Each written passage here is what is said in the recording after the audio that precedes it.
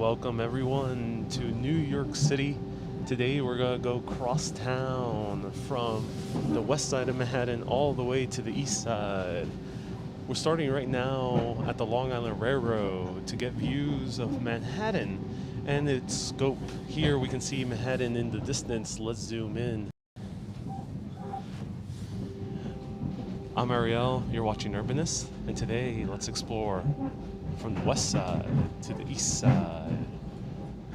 Starting by going underground crosstown of Manhattan using the Penn Station tunnels. So we're actually going crosstown twice for this journey. So stay tuned for this. I'm so excited. For now, enjoy the views of the skyline. I'll show you more of the train once we disembark, once we arrive to Moynihan train hall. So here we're starting to see the Sunnyside train yards, which is the largest train yards here in New York City, one of the largest train yards, along with Pelham as well, and there's a few others. And Long Island City.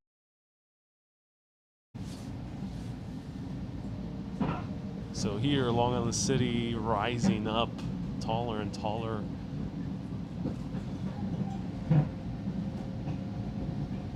There we see the Queensboro Bridge. Here's the 7 train passing overhead. And the high rises of Long Island City. Citibank, what used to be a Citibank tower, which is now Altice Tower.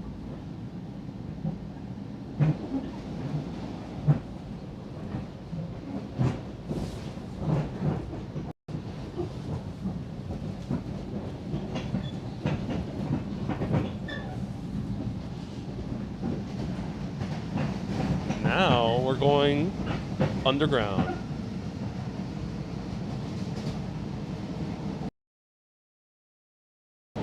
Heading off to Penn Station.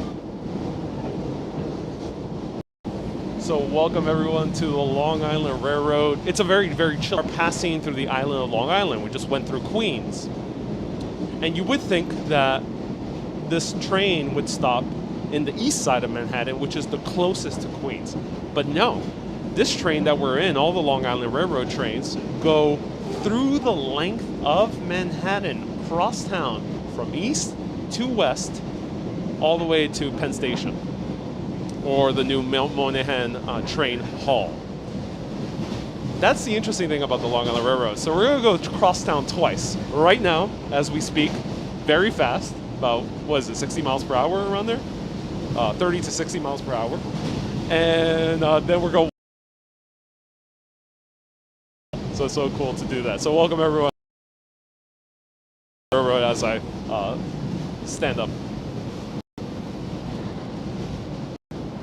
So here's a diagram of what we're encountering right now in terms of the train. Let me find it right now. Right here. So this is where we're going. We were at Queens, and this is a tunnel, goes right underneath the East River, which we're passing right now, and now we're passing underneath Manhattan. So we should be passing around underneath all the Midtown streets of Manhattan, all the way to Penn Station. And that is the entire way that these tunnels extend, but these tunnels extend beyond all the way to New Jersey.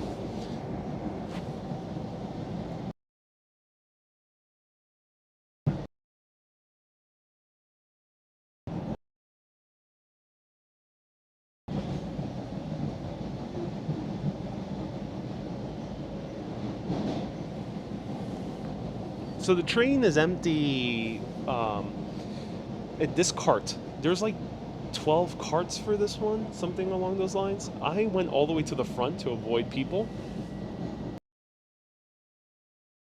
Back were a lot more full, so I came a little bit further up. I like empty train cars, in my opinion. So I usually gravitate to the front or to road or any other.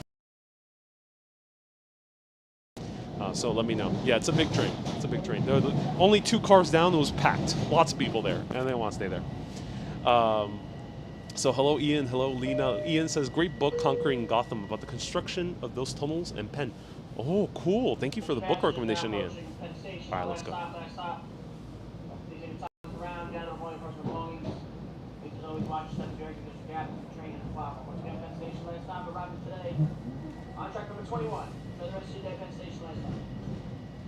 So, for perspective, we just went underneath 3rd Avenue Park.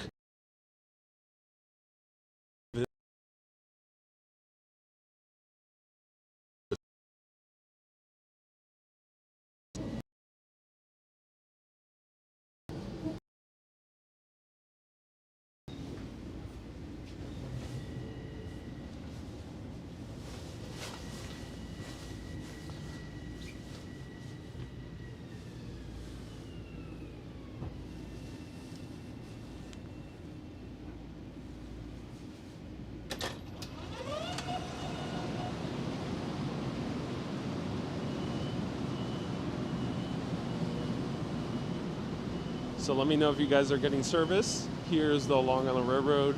Now it heads off further into the west side of Manhattan and goes to another train yard called the West Side Yards. So everyone has to disembark, excluding employees. And they go to the...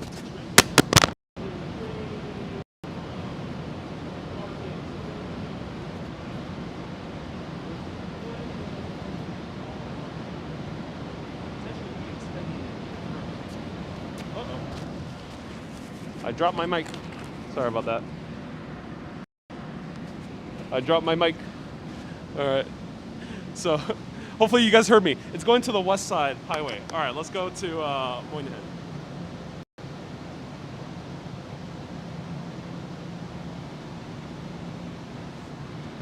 I gotta put on my mic on, so bear with me for a few seconds.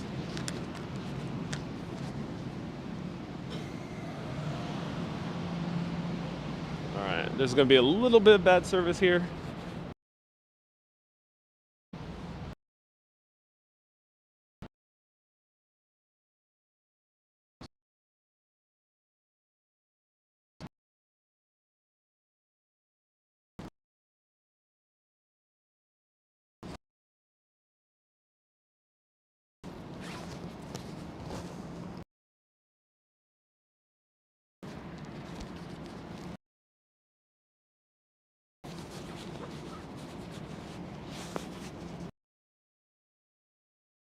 Babylon, change it, Babylon.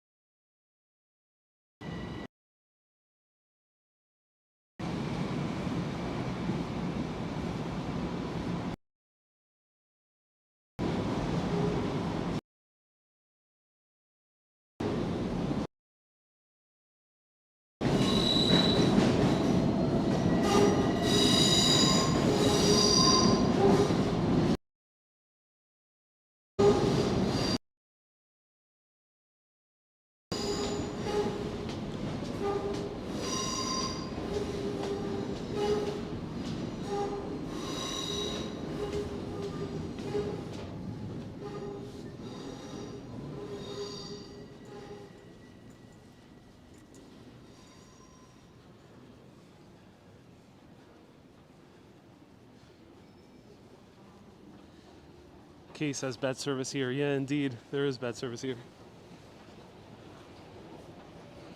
So I started a little bit early in order to catch views of the train.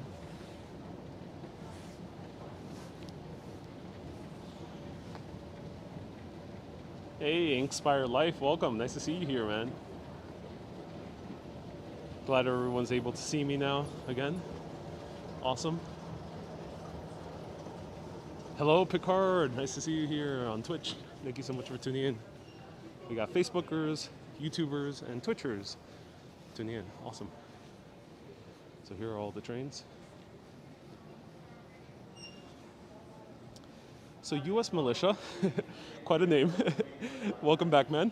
Hope you and your son are doing well. What is by far the most dangerous, worst part of New York City to walk through? New York City, where I felt like I had to be a little bit more on guard, or a lot more on guard, is the South Bronx and parts of deep southern Brooklyn when you start getting close to the border of Queens. Those are the areas where I feel need to be a little bit more on guard.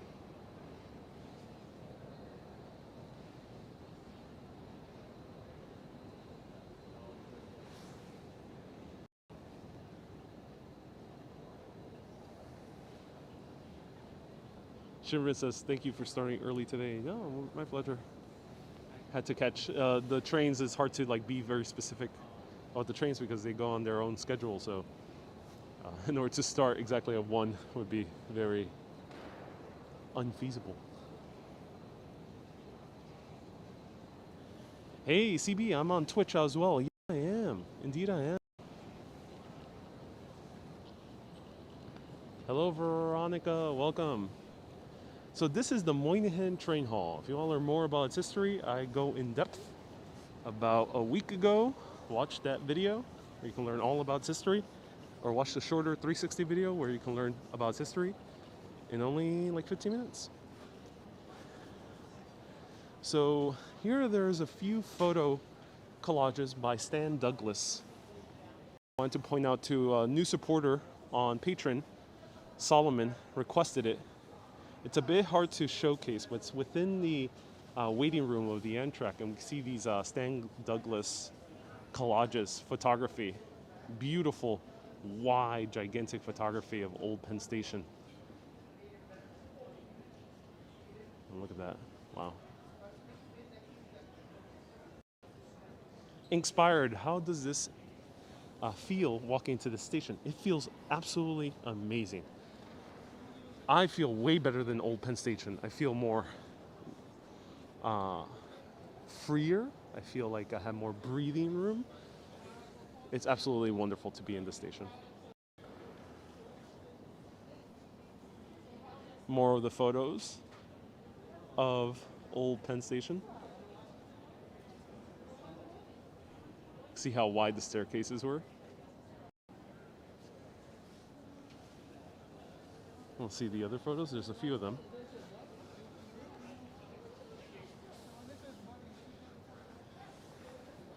I wish I can get too close up because they require Amtrak tickets to get into this waiting room. Maybe when I go on Amtrak again, hopefully in the near future, I'll be able to take a closer look. Thank you, Ian, for the background of the photos. I appreciate you. Ian left a great link of the photos in Facebook. Look at that. That was the waiting room that they installed in the late 1950s, early 1960s in order to draw in more traffic. It did not work at all. And let's see if we can see another one.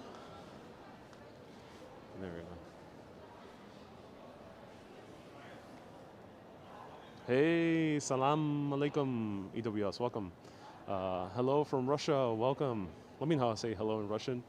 Hello, CB, Big Dog, Darlene, Ramesis, Elizabeth, Kay, Irene, Belabes, Amanda, welcome. Ronnie from Hong Kong. Attention, please. This is a boarding call Amtrak Northeast Regional Train. Look at that. Old Penn Station. Intermediate stops at New Rochelle, Stanford, Bridgeport, New Haven, Old Saybrook, New London, Mystic, Westerly. I can get into the waiting room with my LIR ticket? Passengers should proceed to track 11. Are you sure? It says Amtrak only. I'll give it a try someday soon, so stay tuned. I might give it a try a little bit later, but not today. So Solomon, everyone give a huge round of hearts. Solomon is putting his support on Patreon, and he messaged me requesting to show this. So I hope you enjoyed this, Solomon. I wish I could get closer, but maybe I'll find a way to get closer later. kind of wood that is. Oh, I don't know. That's a good question. I don't know what the wood is. It is very well polished, so it's very nice and smooth. Pink Hair says, "What? I like your mask." Oh, thank you. I love the power of architectural design. I agree. It's gorgeous. So the Daniel Patrick Moynihan train hall, part of Penn Station. So if you're exiting off the Long Island Railroad or Amtrak or New Jersey Transit, rather than disembarking in Penn Station, walk all the way to the front of the train car as you're going into Manhattan and get off at Moynihan. That's my pro tip. Amanda, thank you so much. Is this the main station in Manhattan? By no means is it the main. There's not one main hub. This is the main hub for the Long Island Railroad, Amtrak, and New Jersey Transit. So 3 lines, it's a main hub or terminus. All right, so are you guys ready to go out, explore Crosstown? Looks like an engineering marvel too. Yeah. Elizabeth, the wood that Judith was referring to was the wooden paneling inside the waiting room where I showed the photography. Is this Penn Station? It is technically Penn Station. It's a bit murky to me, but yes, it is Penn Station. This is just the train hall within the greater complex of Penn Station.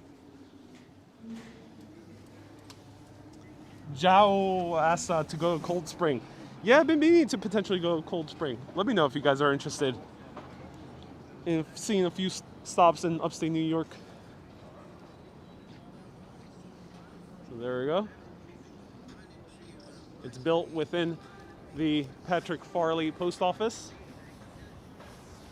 And we have Hudson Yards there in the back. So that's all the way the west side of Manhattan.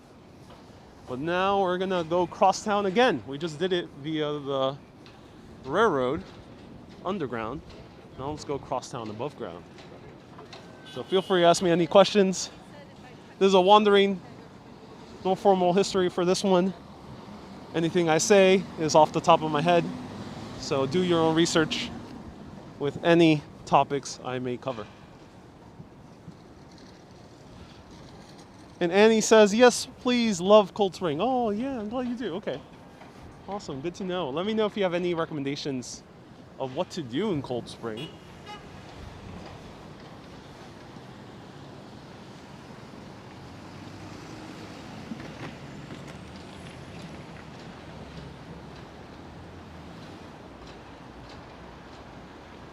Linda, hello. How safe is it there, David? This area is safe. I would say if you want to feel safer, do not get off Penn Station at the current moment. Do get off at Moynihan. It's the same station, but just get off at that part of the station. Moynihan, right here, rather than Penn Station, which is right here. The reason for that is now Penn Station, unfortunately, due to the rise in unemployment and due to some issues with homelessness and mental health hospitals, more and more people are hanging out at Penn Station who are, I would say, I don't feel so safe around. So I don't like hanging out too much in this area, especially Penn Station, so get off at Moynihan if you're coming in. That is right now. Wasn't the case a few months ago, but that's the case now, which is unfortunate.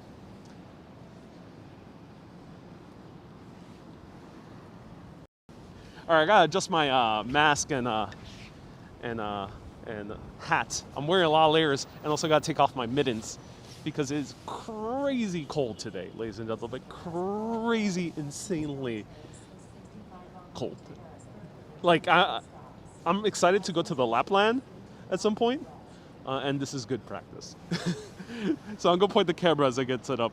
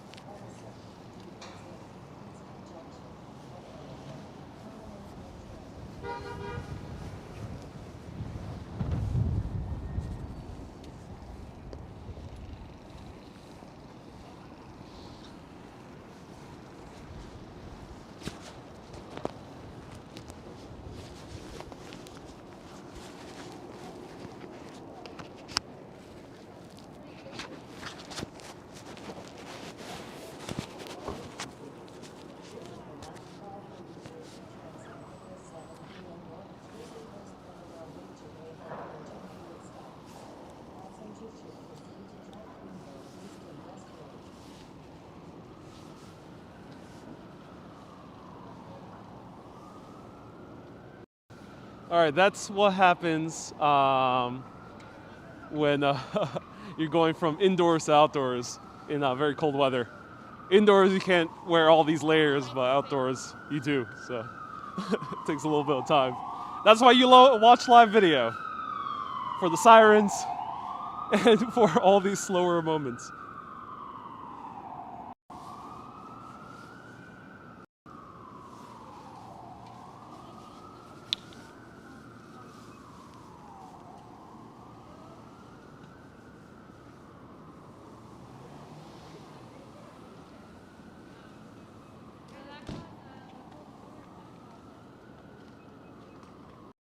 Phil says Penn Station equals Pennsylvania Station. Yeah, Penn is for short. I mean, Pennsylvania, the state, is named after William Penn anyway, so it's kind of a return to the original origin. Just Kate says, I look like a bank robber. Oh, no. Just Kate. That's not my intention. Todd says, nice 360 video you just made. Oh, thank you. Glad you enjoyed the 360 video. Wow, look at this building. I don't know too much about this one. Looks like a jail, but it's not.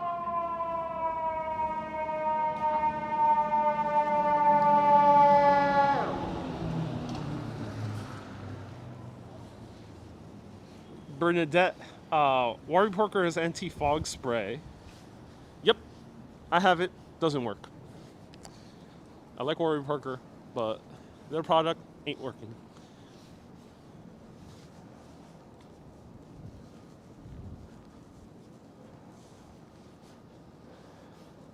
Hello, Lily. Nice to see you here. Ronald asks us if I'm doing the heist today. No, not today. That'll be in the future live video. Stay tuned.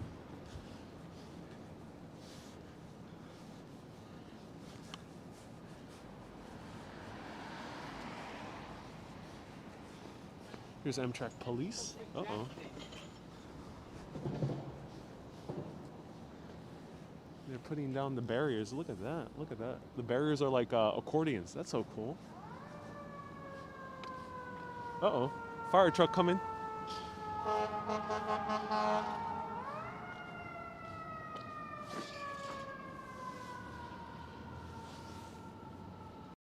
I'm going to say it only once during this broadcast because I get this question endlessly. Why is it so empty? Ladies and gentlemen, it's a global pandemic. New York is not alone. And B, it's January. It's an empty month for New York City in general. Very little tourists. Feel free to repeat that to anyone else who asks that in the future.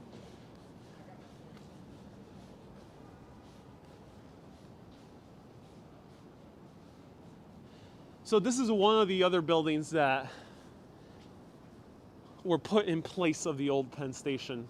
This very uninspired office tower.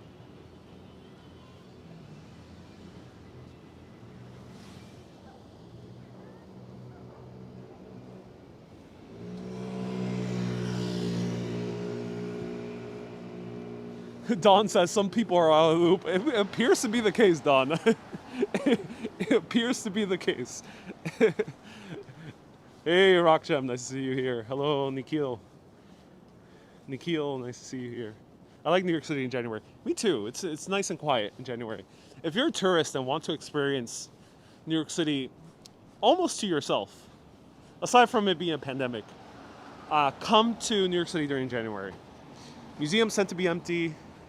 You won't have to wait too long for most restaurants. It's a really good time. Look at these. What is this artwork? Looks so weird.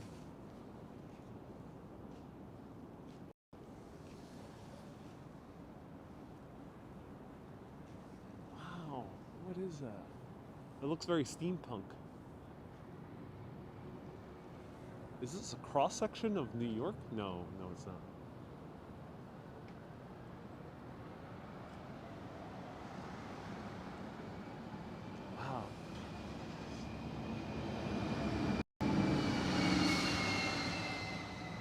I don't know what this is. I don't know what the building is. It's 210 33rd Street, I think. 210. It looks very steampunk. It almost looks like cogs.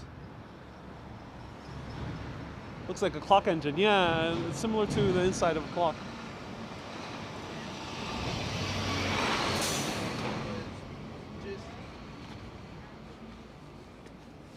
So another challenge we're going to accept today is we're going to go to streets that I usually don't walk through.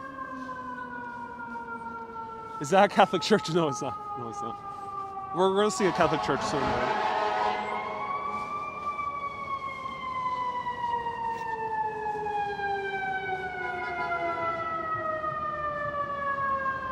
Daisy, thank you so much.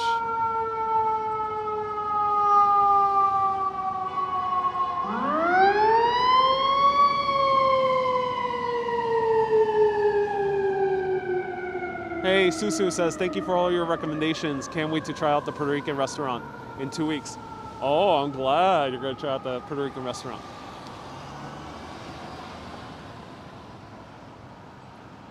So, Penn Station is in dire need. Moynihan is not quite enough to revitalize the overcrowding and the inefficiencies of the 120-year-old Penn Station. And thus, Governor Andrew Cuomo has proposed what is called Empire Station, which is going to replace Penn Station. And he's planning to buy up this entire block here. This entire block, right over here. Right next to Madison Square Garden, this entire block. In order to just build a huge new station. Those plans are not still yet going, but I think the city's trying to slowly buy these lands up, and I think they might have a few holdouts because he mentioned in a recent press conference, especially during the opening of Moynihan, that he's planning to put eminent domain, which means that the city will forcefully take these properties and pay the owners market value for them. And the market value would be pretty huge because it's in Midtown Manhattan. Picard says, R.I.P. Smashburger. Oh yeah, yeah, indeed.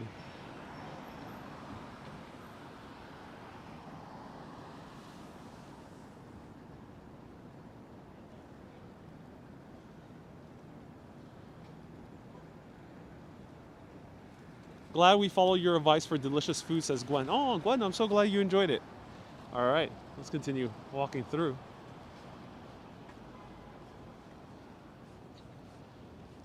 Ron, I don't know anything about automats. Automats, I think, have been long defunct here in New York City. Automat is something from the 60s and 70s. Hasn't really been around. All right, let's cross the street.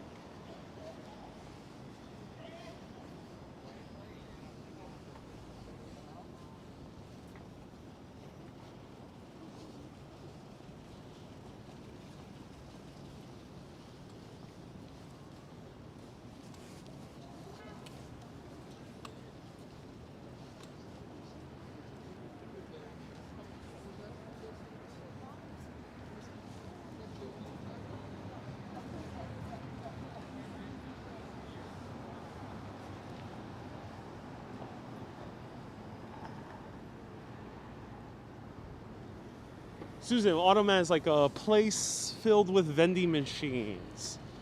It used to be pretty popular in the 60s here in New York City, like a vending machine restaurant.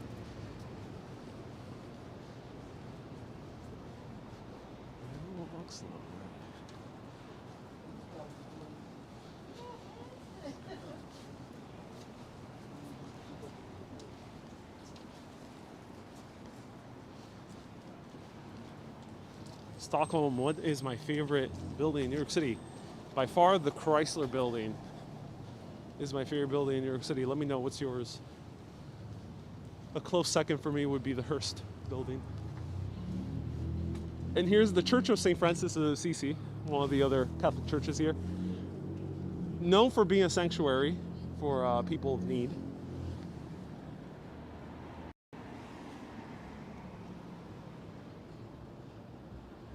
Tyler says, so it's the kind of thing you will find in Japan. Yes, automats. I think automats in Japan were inspired by the ones in New York. I think, because the timeline works out.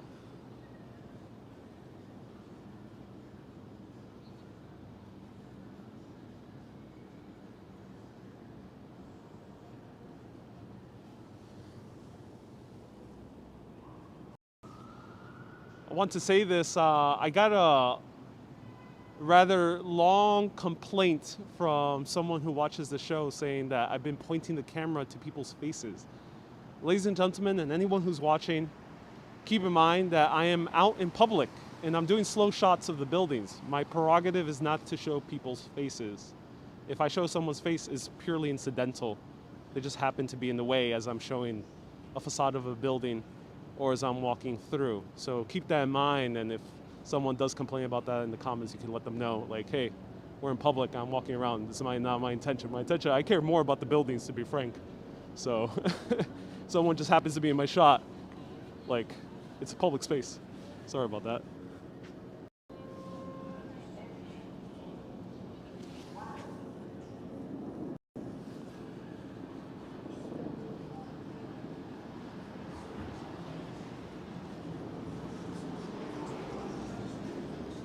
Right, Fatima, exactly. Just thought it had to be said at least once. I'll keep it at that. Keeping an eye on Connor Beasley as well. His effectiveness. He had a career year.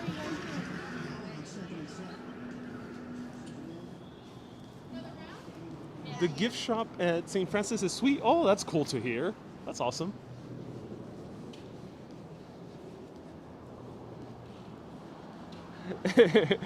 K, indeed. Susan says, how silly. Yeah, indeed. L, yeah, you're right. I'll mention that. I'll mention it only once and once only.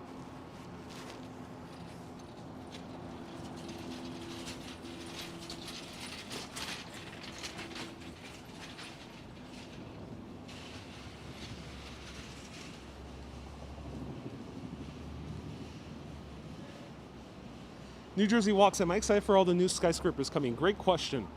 So, New Jersey Walks is referring to a boom of construction which was happening through early 2020. And because a lot of buildings started being constructed in 2018 and 2019, they still have yet to be completed. That boom is slowed, so there hasn't been new ground broken for many new buildings, but many of them have to be completed. So, am I excited for those skyscrapers? I am indeed. I'm especially excited for the skyscraper in Brooklyn that's going to be taller than the Empire State Building. Hey! William, thank you so much for a $5 super chat. I appreciate you, Willie. Willie. I appreciate you. All right, let's walk through a few streets we haven't been to. We're going from west to east. We're wandering around, no particular direction, no particular agenda, aside from going crosstown. So feel free to ask me any questions that you would like.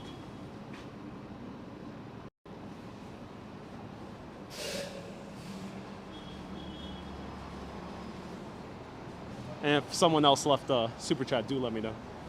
New gloves, dude. I'm actually wearing my other mittens underneath these, my other fingerless gloves underneath these mittens. Because it's 28 degrees Fahrenheit right now. And with wind, it's feeling a bit colder. Up to 21 degrees Fahrenheit.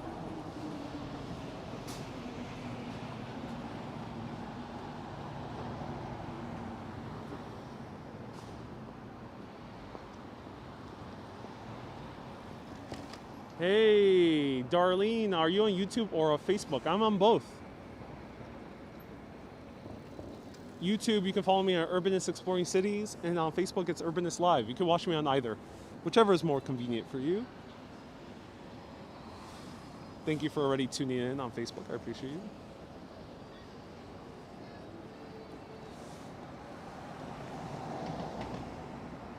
Joe, am I going to stream all day? Every day. My scheduled live streams are only Wednesdays and Saturdays. Every other day is just if I am called to live stream that day. If I'm not, I won't. So Wednesdays and Saturdays, the only live streams you can 100% count on.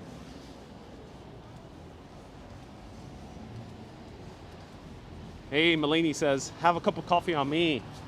And my son Michael, on behalf of his birthday today. Oh, wish we could be in New York right now.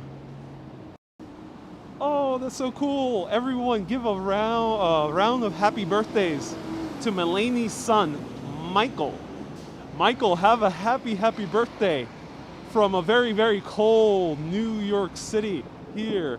I hope you are enjoying your day today. And thank you so much for the super chat. I appreciate you.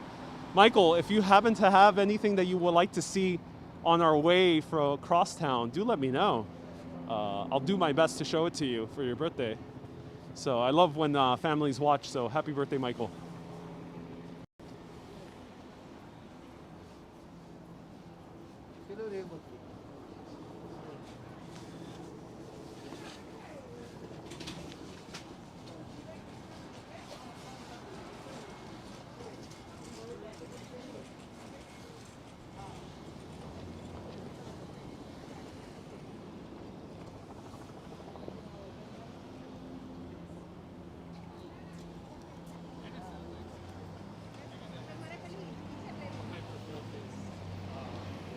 Treatment.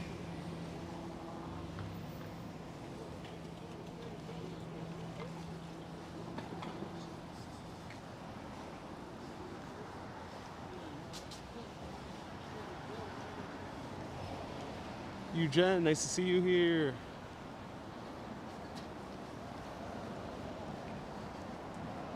Hey, Babu. But he says thanks too. Oh, yeah, that's awesome, milady. I'm glad, yeah. Do let me know if Michael wants to see anything here as we're walking across town. It'll be my pleasure to do my best to show it. Can we stop for Americano Rock Jam? Let's do it, but let's do it once we get to the east side. So I think once we cross Park Avenue, we'll stop at places. Well, let's actually go through here.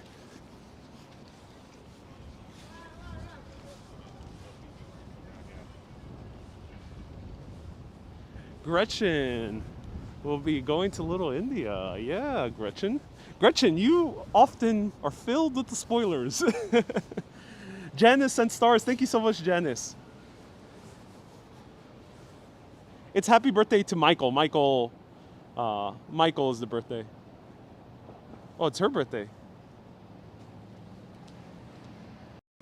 Uh-oh. Sorry about that, everyone. I'm like distracted by a lot of things.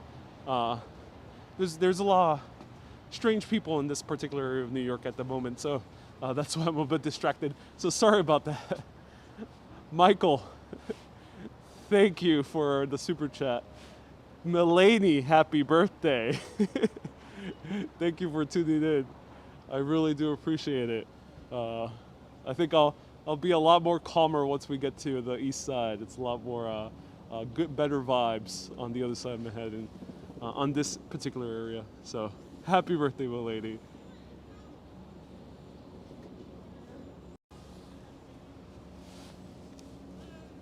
Here is a very historic area of New York, but you wouldn't be able to tell because of all the t-shirt knick-knack shops here.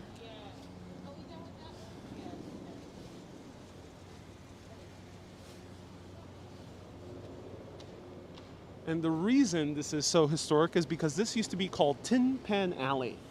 And this was the birthplace of pop music here. Basically pop music in the world. It was the first major music publication industry that popped up in the world. First through songwriting sheets, through, what's it called, piano sheets. So people can play on their piano and sing songs like Cole Porter songs. Irving Berlin was another one, a few other people. I have a full video on this, but it's on Facebook, so search Hidden History Tin Pan Alley. So all these buildings, was another guy who wrote Rhapsody in Blue, if anyone can remind me of his name. He also came up here and worked.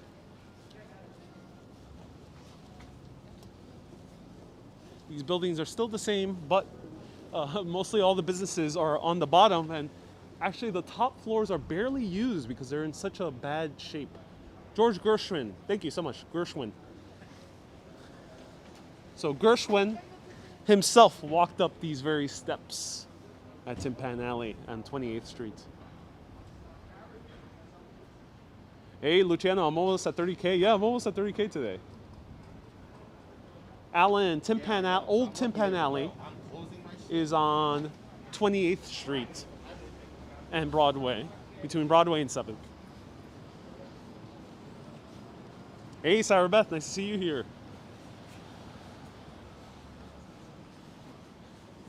So lots of historic buildings in this particular street.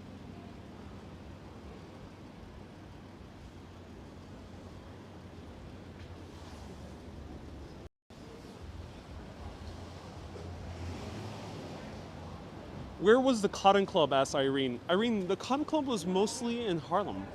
I think they had a outpost. I think they had an outpost in Times Square, but yeah, it was mostly in Harlem.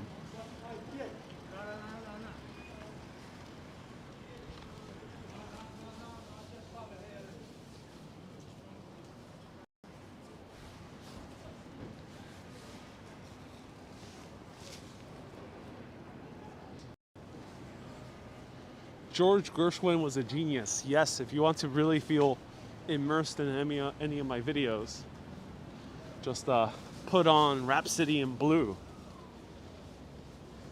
That Lightfully says, yeah, there is a campaign called Save Tin Pan Alley. Yeah, there is a campaign for that in order to make these buildings a national landmark, I think, or at least a city landmark.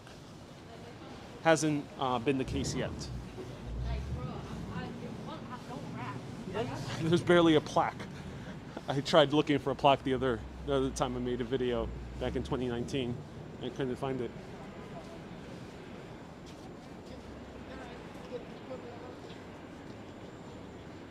Why is there only one short building? Oh, good question. If the building is shorter, it's probably older.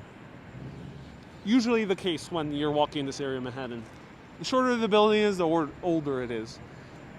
Because no one is going to buy a plot of land in the past 60 or so years and build a short building. It would just not be economically feasible or viable.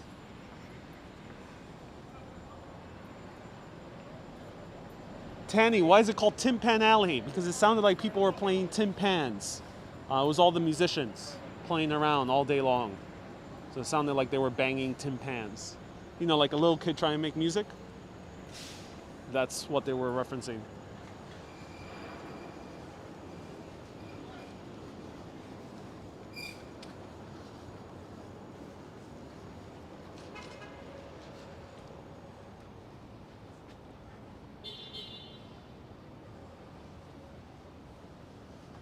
Hello from Brazil.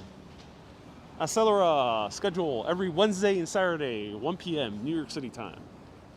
Every other day is at random times.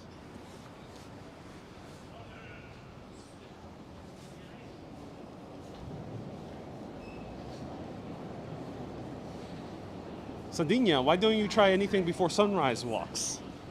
Sardinia, because I enjoy a little thing called sleep. It's a beautiful, beautiful, wondrous activity that I deeply, deeply enjoy. And hence I haven't decided to wake up very early in the day and do a sunrise walk. But I did one very early morning walk a few days ago. There we go. Here we have the Empire State Building. This is actually a cool perspective of the Empire State Building. Whoa.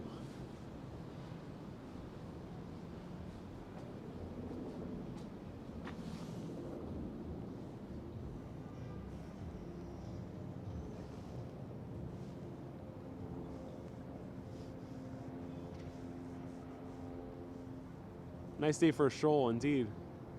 Babu, this historically was called Chelsea, but it's now known as Nomad.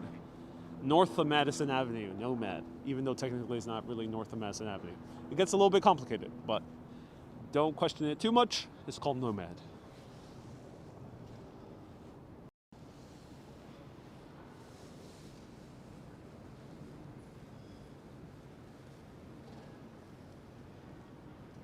Fatima says, enjoy your mornings now until you get kids. Indeed, indeed. This is a cool perspective of the Empire State Building. You get to see it so clearly.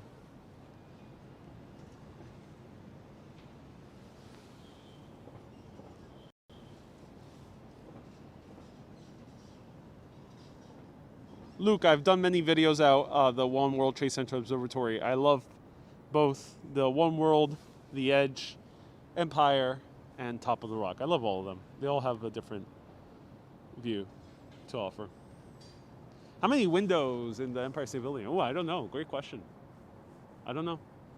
There's 102 floors, 103. Don't know how many windows because it's not fully even. There's slight tiering.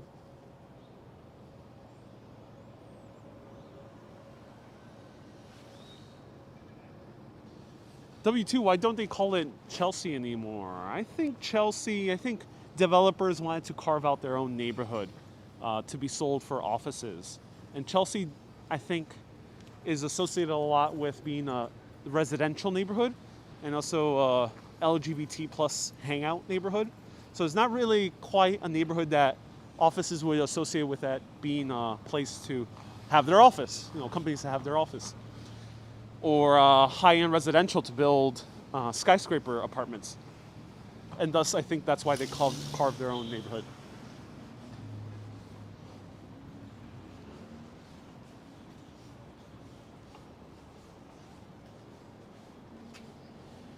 Sonia, do I know every single street in New York? No, but I know a lot of streets. I used to go to the Chelsea Multiplex Cinema, says Babu. Me too, Babu. It was one of my favorite theaters. I'm so sad that theaters are closed still. I mean, I wouldn't go anyway until things get better in the pandemic, but I hope theaters come back in some capacity. Thank you so much for watching, U.S. Militia. I appreciate you. SF Fields, nice to see you here. Welcome to New York City.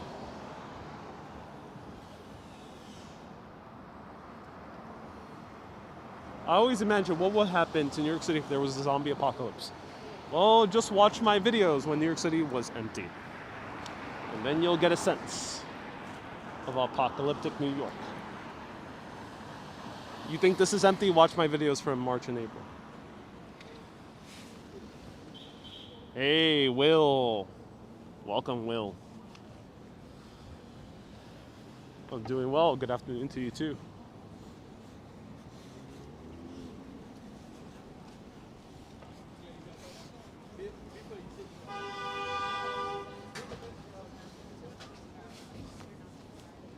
Huntington says, I know you're freezing. Indeed I am.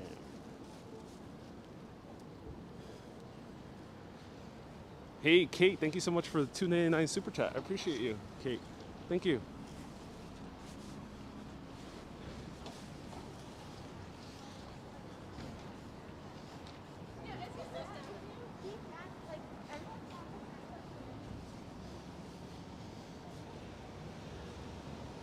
Do gypsy cabs still exist? No, I don't think so, Alex.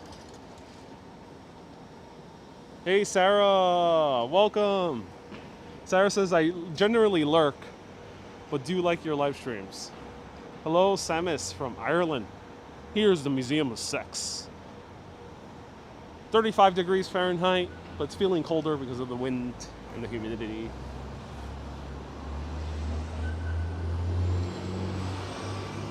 Flatiron Building right down there. Right there we can see a Flatiron.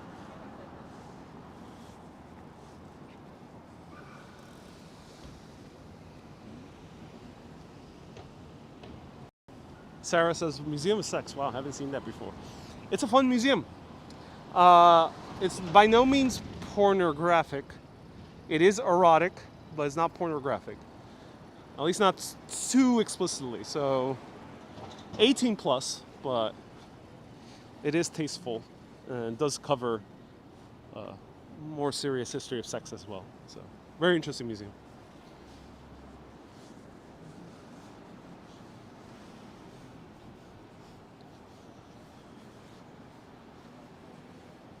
Do you use a microphone? Says Accelera. Yes, I do.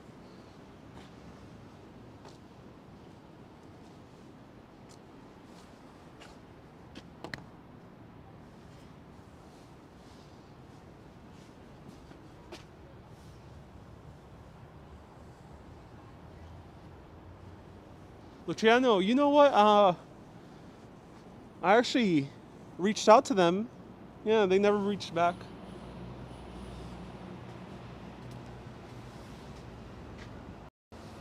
Guys, I've reached out to so many museums in the past 4 years of making Urbanist.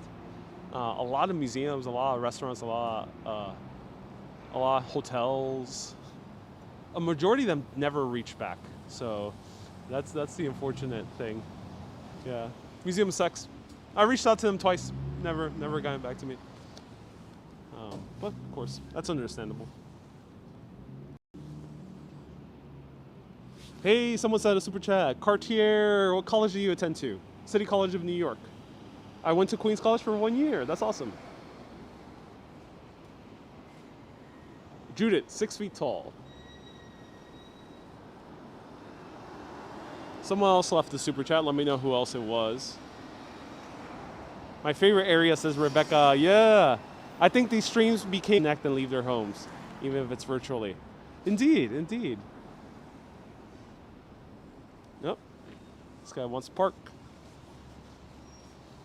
So this is a hotel, the Evelyn Hotel. Oh. Do they have heaters here? Nope. Heaters are not on. Tisk, tisk, tisk, ladies and gentlemen. Tisk, tisk, tisk. So here's a little bakery, part of the hotel, called Leonelli.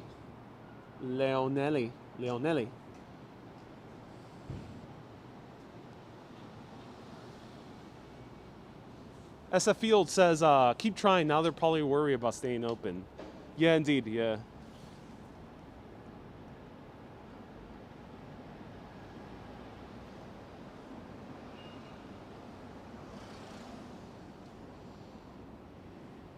Omar, do I give him any proposals?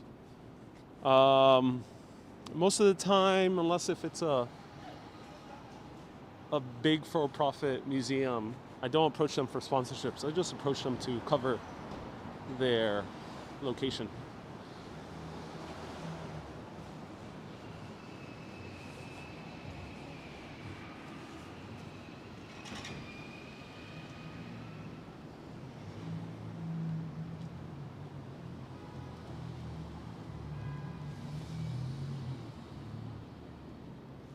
Andrew, I really don't talk about policy. It's quite a complicated subject, but one thing I will tell you is that the city has allowed many, many restaurants and is continuing to allow more restaurants to build outdoor seating. Hey, we have almost 1K viewers. Oh, awesome. So this used to be one of my favorite coffee shops in the area. It used to have very cozy seating, but now it's closed. Birch Coffee, may you rest in peace.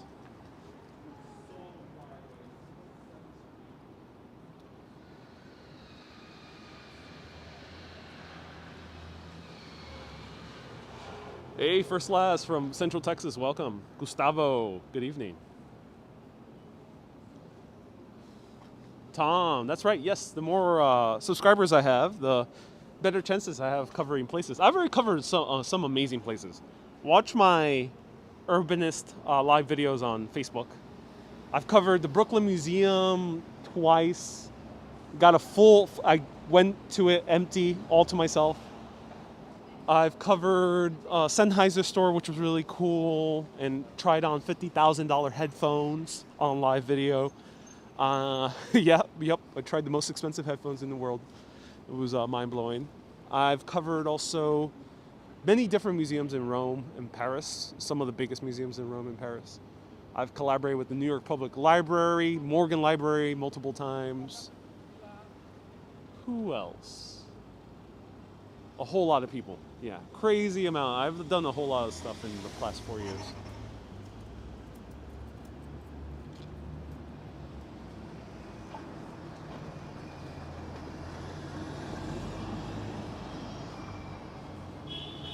So now we're crossing into the east side. So we're kind of towards the middle of Manhattan right now on Madison Avenue.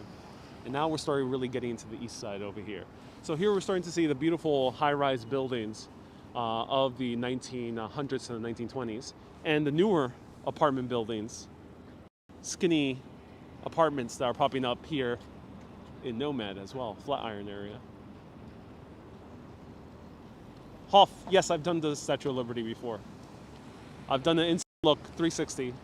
Check it out. Just posted about 2 weeks ago on YouTube.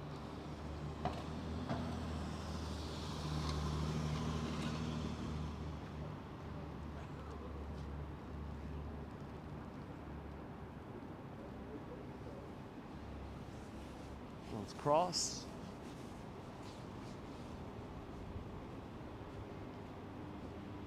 Babu, you don't like the newer buildings? Oh, some of them are nice. Babu, not all of them are bad. Hashtag not all buildings. This one is probably one of the prettier ones. New York Life Insurance Company. I have another video on YouTube and on Facebook, full history of all these buildings over here. In depth. But let's see if we can get a peek of their lobby on the other side.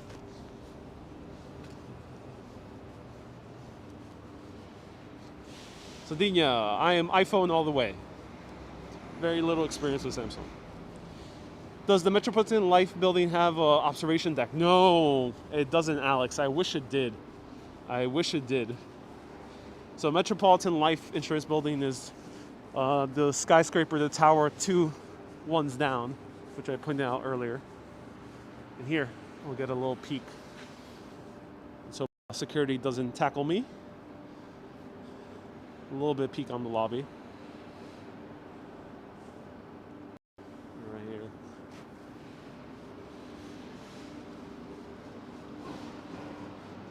Which city do you prefer, London or Paris? Says Imelda. I envision myself, and I do intend on living in London for at least a few years.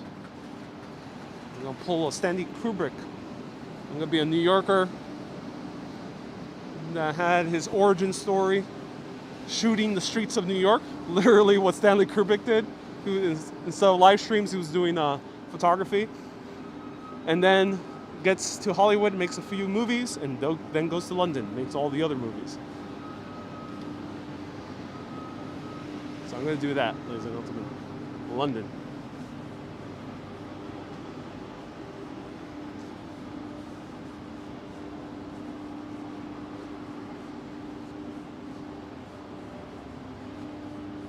Delightfully says, moving to London now at this moment in time is a bad idea. Oh yes, it is. No intention to go right now at this moment. Luke says it's going to happen to you. Yep. Thank you, Luke. I appreciate your faith in me. Thank you. Ah, look at this revolving door. It's part of a hotel. Not a hotel, sorry, restaurant. The Hillstone. And the Hillstone is proper attire only. Oh, interesting. Beautiful revolving door. Look at that. Gorgeous. And it's open.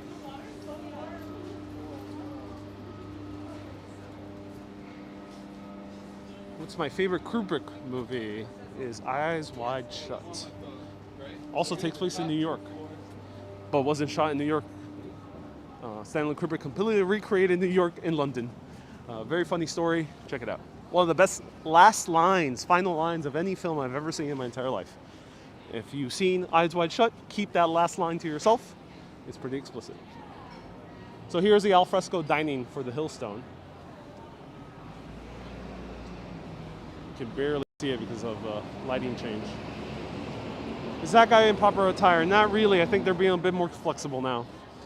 He was definitely in business casual, but I would not say proper attire.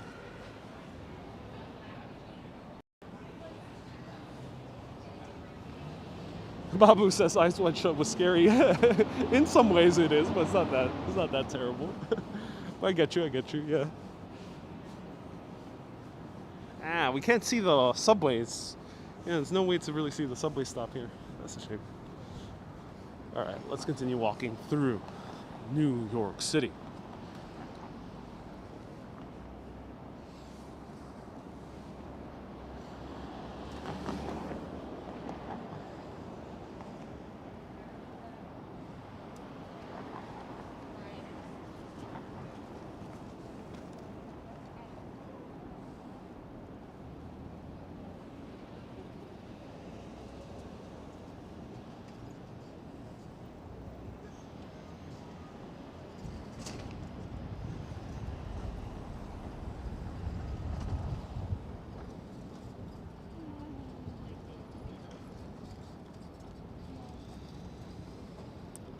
Do you think some steps should be applied to prevent to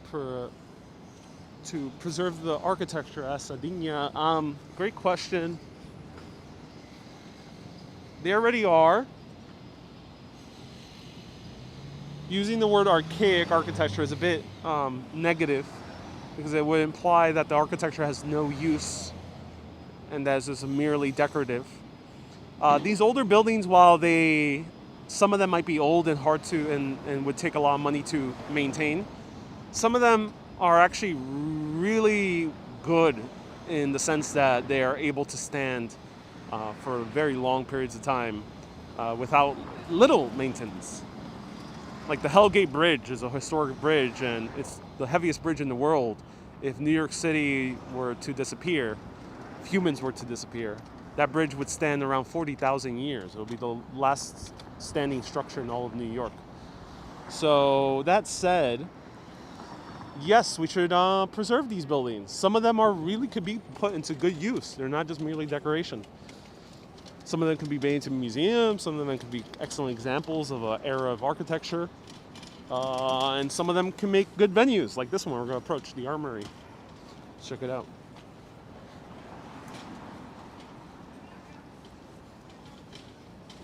Hello, new subscribers. Oh, we got a lot of new subscribers tuning in. Welcome.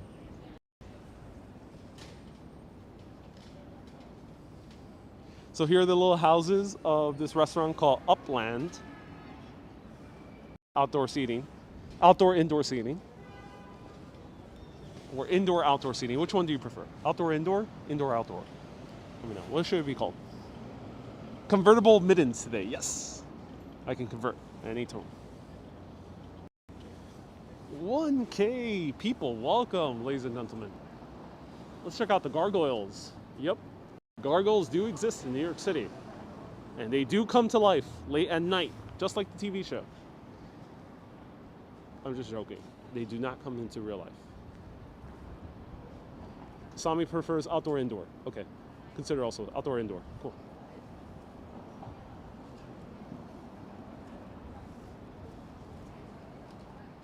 Gargoyles. Elizabeth, that's really a topic I don't cover. I would recommend lots of local journalism for that. Lots of great sites to learn more about those topics. Gothamist, there's a few others. Dent says, India's in the chat. Well, you guys are about to be very happy because we're going to visit the premier Little India in New York. In Manhattan, specifically. Let's check out construction. Yay, construction. I like holes in the ground. Look at that. Things are being constructed. Infrastructure for the win. So the beauties of infrastructure, ladies and gentlemen, has to be maintained.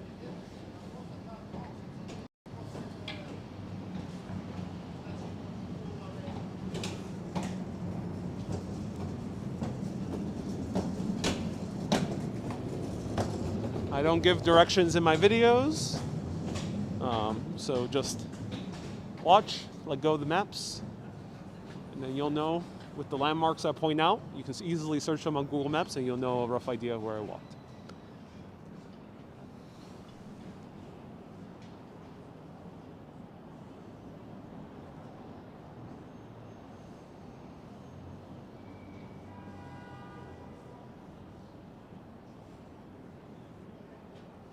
So here's the Hotel Giraffe, and this is one of the few hotels in New York City that has balconies. There's not that many. There's not that many. You would think there would be more, but there's not that many. Kate says, holes in the grounds are good as long as you don't fall into one. Yeah, hence the movie Soul, made by Pixar. Covers the dangers of falling into a hole in New York City's ground. Hotel Giraffe has a French style to it. Yes, it does. It does a little bit, yeah. At least with the balconies.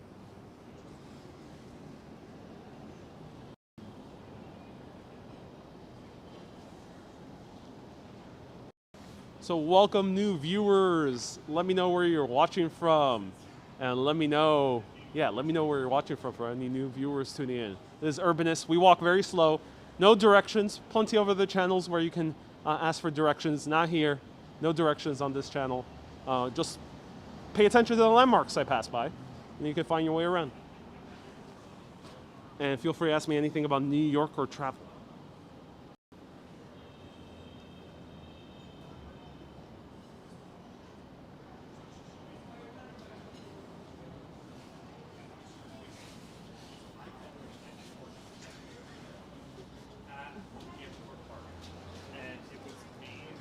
So this one, Upland. And these are kind of like, you also get some privacy because they're frosted. They have this kind of texture to them. Hey, Andrew from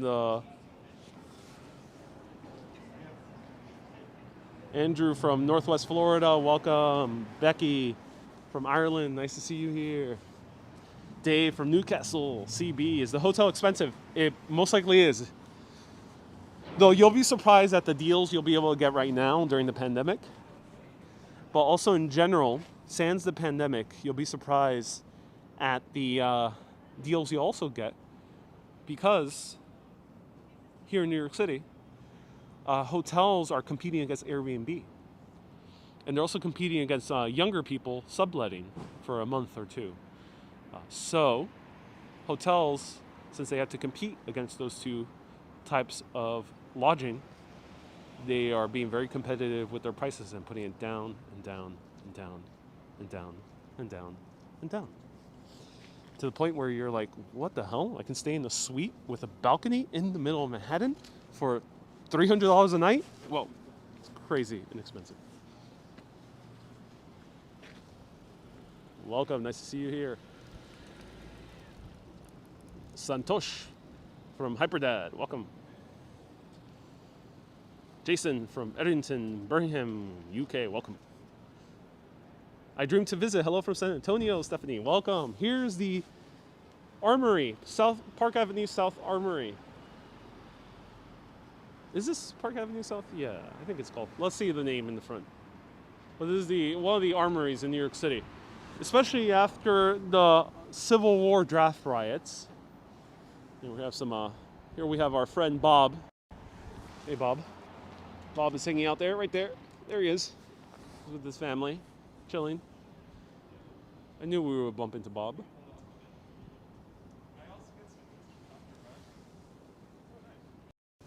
So,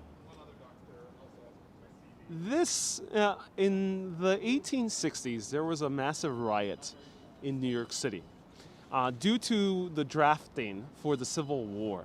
The thing is, people with money could pay $3,000 at that time, which is a huge sum. It's like maybe $100,000, $200,000 worth today's money. They could pay a certain amount of money to avoid the draft and avoid getting into war. And if they pay that money, they have to draft someone else. So that way they can pay their servant to go to war with them, for them. The other second thing is there was a lot of new Irish immigrants coming into New York at that time. And all those Irish immigrants started flooding in, and they were new to this country and gaining citizenship rather quickly. It's because America really wanted their cheap labor. So they just granted citizenship very quickly, and they were more than willing for them to serve in war. So the Irish, who just came to this new country, had to fight for some cause that they barely knew about, which was the Union versus the Confederacy. Thus, they started battling each other. The Irish started getting pissed off at the rich people who were able to buy out. Then they started also getting pissed off at the African Americans because they were stealing their labor, and a lot of them weren't being forcefully drafted for various reasons because, I won't get into that reason. And a massive riot broke out loose all around the city. The U.S. militia was brought in, the army was brought in, had to quell down this huge riot. Over 200 people died, 2,000 people were injured. It was a very, very big, big deal. One of the largest riots in American history. Thus, right after, New York City decided that it had the need to show its power by building these huge armories. And that's why they build these like kind of huge castle-like armories all around the city.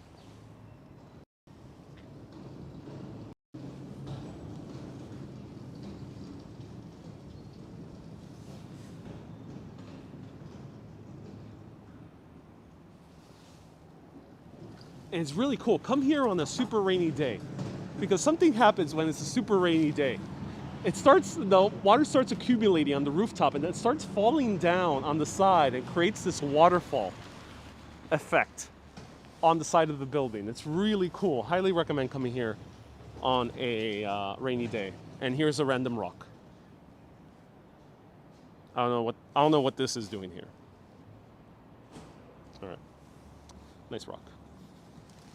Oh, Bob is going to Little India. We'll be following him.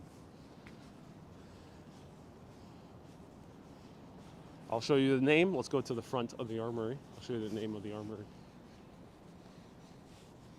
Can you show us on the rainy day? Yeah, I'll actually do my best to come here back on the rainy day. The riot was depicting gangs in New York. Yes, it was. Yeah, the climax of the film is the Civil War draft riots. That's right. So watch the Martin Scorsese film, Gangs of New York. But there's more. I have a new Martin Scorsese recommendation. Write it down right now. Go to Netflix after this show and watch his new docuseries called Pretend It's a City. All shot in New York. Features a great writer, Fran Lebowitz, who's a very hilarious individual, New Yorker. And they just talk about New York in all of its quirks and nuances. It's like almost like if Urbanist became a big docuseries. That's how the series feels like to me.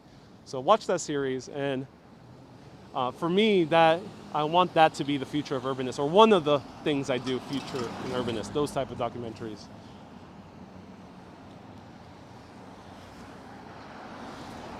Bob did a bench review of The Rock. Yes, Todd, I think Bob, you got somehow find his channel. He'll make a YouTube channel soon. Leonardo DiCaprio is in Gangs of New York. Yes, indeed he is. He's in the Gangs of New York. So let's see the name of the building. Cameron Diaz as well, yeah. And one of my favorite actors of all time, Daniel Day-Lewis. Well, watch Pretend It's a City. Not related to the Civil War draft riots, but it's all about New York. Shot, I think, just last year by Martin Scorsese. So this is the 165th Infantry, NYNG, New York National Guard. 165th Infantry, New York National Guard.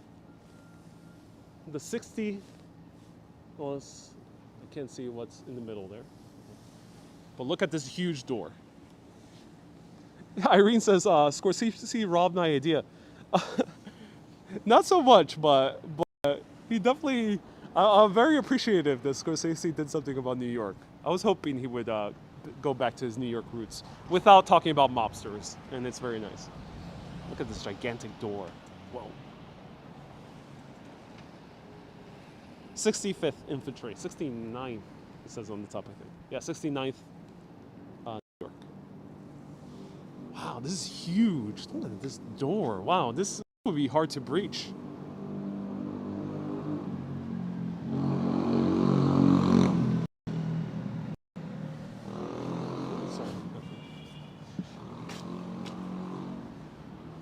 This plaque commemorates the Armory Art Show of February 15th, 1913, which revolutionized American art movement by bringing the national attention to the new art forms of Native American and modern European painters and sculptors, and honors artists who originate this historic event on this site. Oh yes, ladies and gentlemen, we have arrived at the Armory that started the movement of Impressionism and modern art here in the United States of America. This is a monumental event, February 15th, 1913.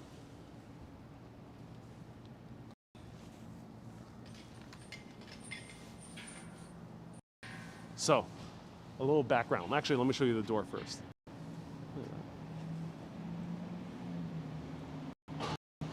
Hopefully I won't get tackled by the New York National Guard.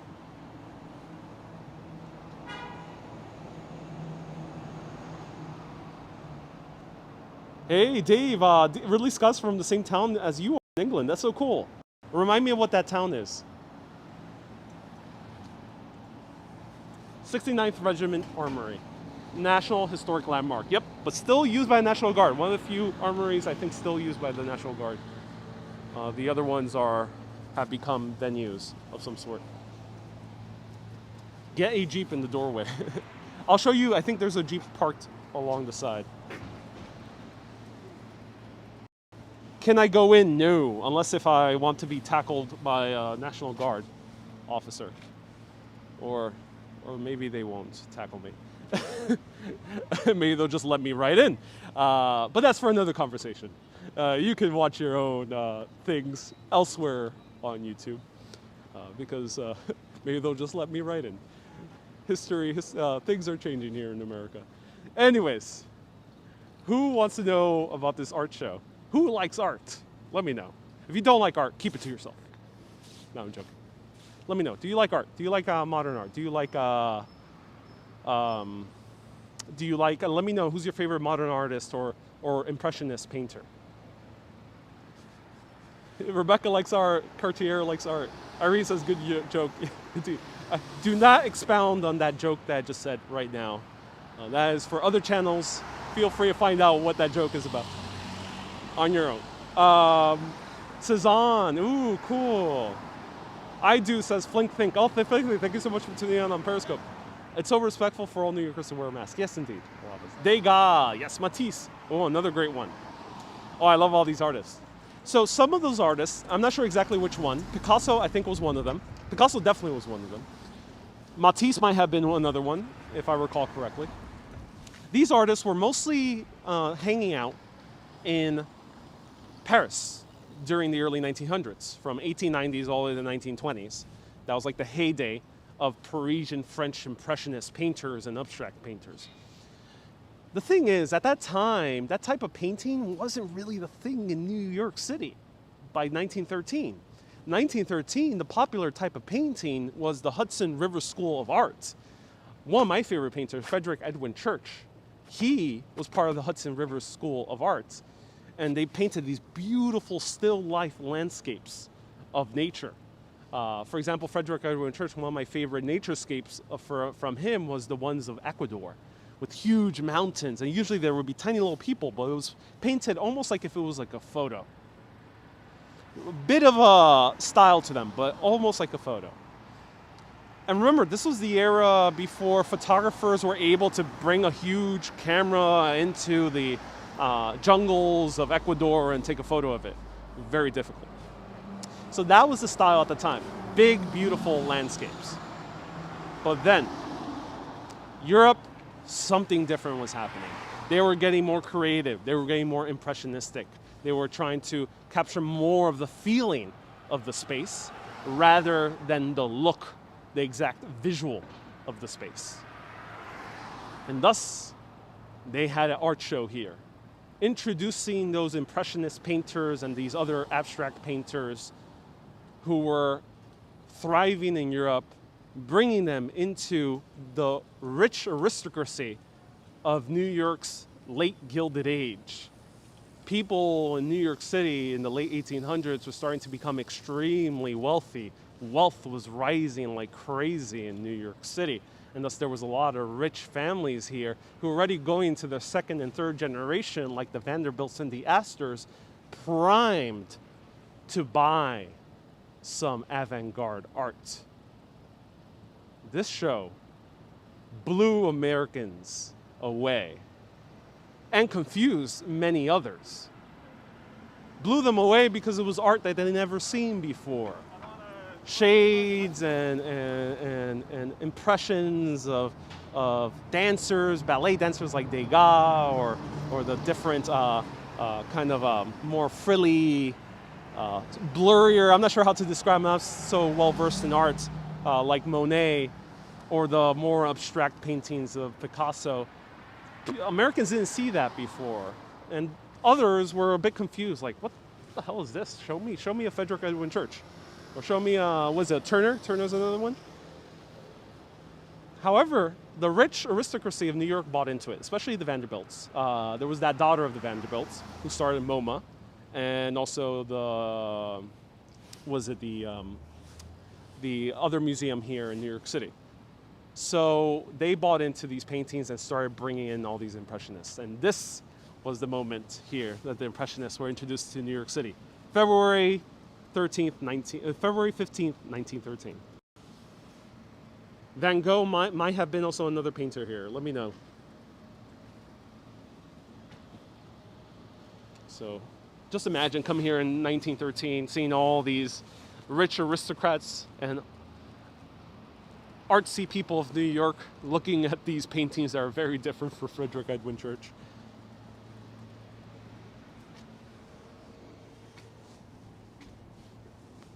Luciano says, I'm feeling like a smarter person.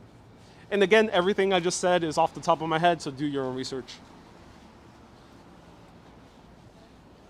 to clarify anything I might have said. So here's Baruch College, part of the City University of New York, CUNY for short, Baruch. And here's the Armory on the other side.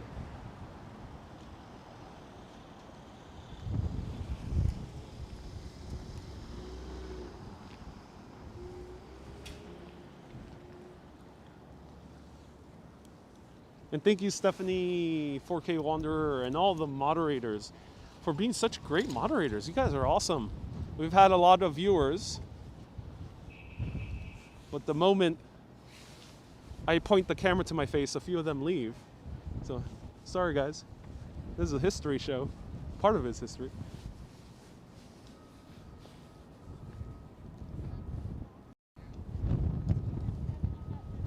But the ones who stay, those are the real urbanists. So the ones who sat through that little history story, the ones who were enthralled on the edge of their seat for that history story, you guys are crowned as the new urbanists.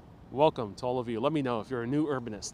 If you like that story and are looking for more, welcome to being an urbanist.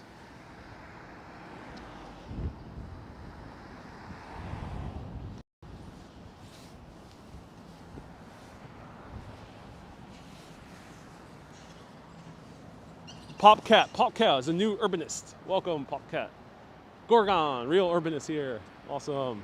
So here they're making a public plaza. Oh, this is interesting. Oh, it's so good that they're making another public plaza in this area. So here's the future home of East 25th Street, Baruch Plaza. But here, is this a typo? Of Clivener equals Field Plaza. South Shields near Newcastle for Ridley Scott, says Dave. Oh, cool, Dave. Can't wait to visit. Can't wait to one day meet Ridley. He seems like such a cool guy. He's like a grump in the best way possible. Babu says, another plaza, you won't be able to drive much anywhere. Yep, indeed. New York is on its way to becoming a car-free city. Oh yes. The plan is soon to be completed. Be gone, cars. Except for people who with mobility issues. They should be the only ones on the road. So here, now we're entering on 26th Street. We're gonna start entering Little India. So we're about to see a lot of Indian restaurants pop up here. Let's see if they're open.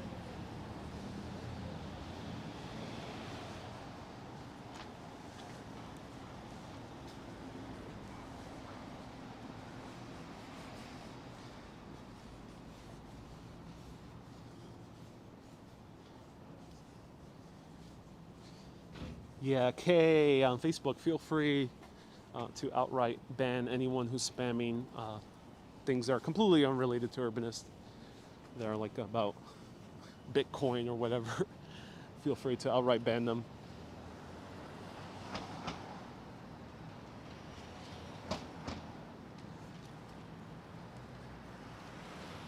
Love art, says Susu. Oh, I'm so glad. Here's Cousins Maine's Lobster. These guys were famous for the Shark Tank show. And this is their brick and mortar place. Brick and mortar means like a location, not just a cart or a truck.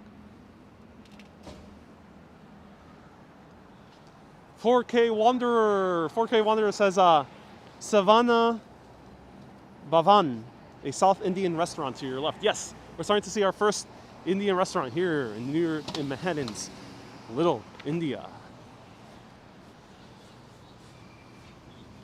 Mighty Max says lobster is not Indian. Mighty Max, what? What are you talking about? Maine lobster is 100% Indian. No, I'm just joking. Yeah, sure, that's one place here, but we're gonna see more Indians. Hold on. A little bit of patience.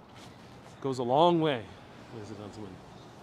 Goes a very, very long way in this world. Whoa. Seems like they have a lot of locations. This is a huge spot and there's a woman there, so they're taking orders. Hey, Cartier Alonso. Hey, Cartier Alonso, thank you so much for the super chat. I appreciate you, man. Thank you. Or whoever. Sorry, sometimes I can't tell the gender of the person signing on if you align with the gender. So do let me know. Always confirm with me. But thank you so much for the super chat. All right, let's see their menu.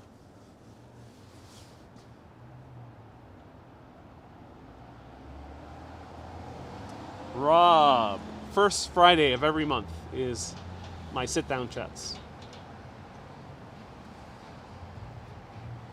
Dosas, here we got dosas, which we tried yesterday. But these ones have meat, and my favorite, mango lassi. Oh yeah.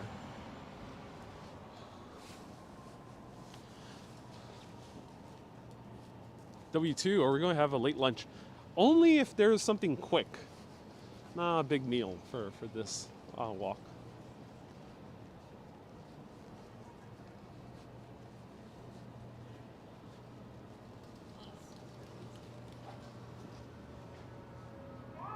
Rosalyn, you say you need notifications. There's only so much I could do with Rosalyn. You gotta figure out how to turn on notifications.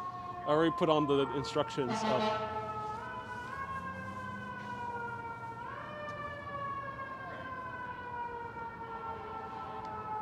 Cartier female. Okay, thank you, Cartier. Thank you so much for the $2. Cartier. Welcome with your cat. Hello to your cat as well. Hope your cat is enjoying the live stream.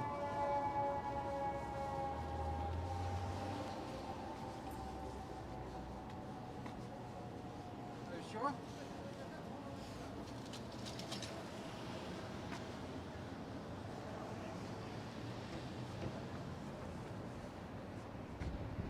Do I have videos on Jackson Heights? I do, Todd. There's a vlog of Jackson Heights food that I did just before the pandemic started. This one was one of the higher rated restaurants. Let's check it out.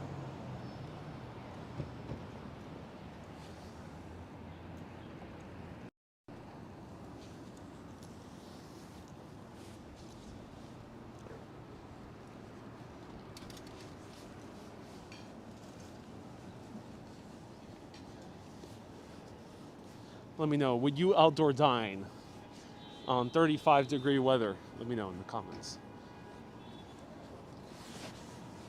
Here we see the Chrysler in the distance. 4K says I could go for some Indian today. So here's Bati Indian Grill. Let me see if they have a menu. I'll show you their seating arrangement. Inside they just had gorgeous seating. They had like these very plush areas, and it's full. Wow. So very, very full today.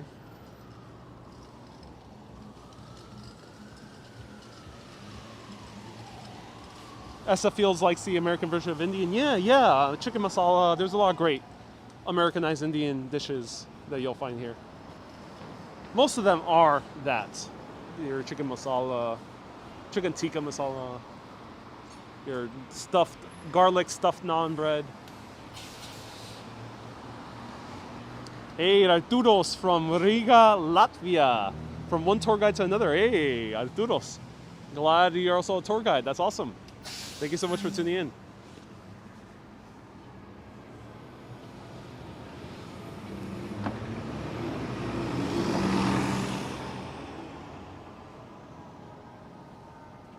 Dave says, yes, this time I visit New York, I want to explore more eateries. Yeah, so Little India between 27th Street and about 29th on Lexington Avenue. You'll find it. Butter chicken is your favorite. Yeah. Look at this. Beautiful.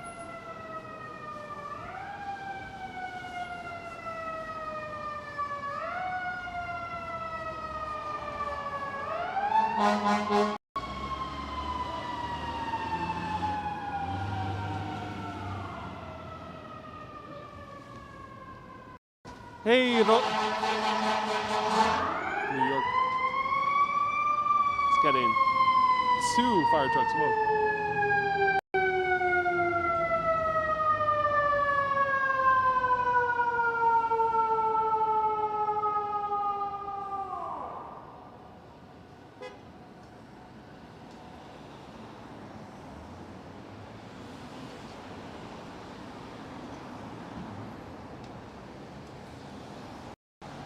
Hey, Rosalind, and anyone else who's curious about notifications, I literally have no control over notifications. I can't send them out. The notifications are always sent out, whether it be your phone or your desktop or email. It's sent out by YouTube or Facebook, the platform. I have zero control over them. So the only thing I can tell you is that if you do want to watch my show, my 2 scheduled live streams are every Saturday and Wednesday at 1 p.m. So either you gotta figure out a way how to turn on notifications, which there's many, or just tune in at that time.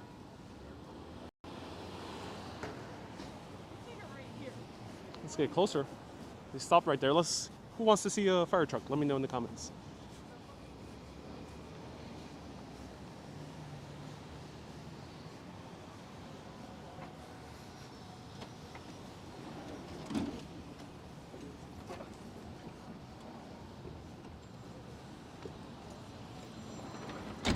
See.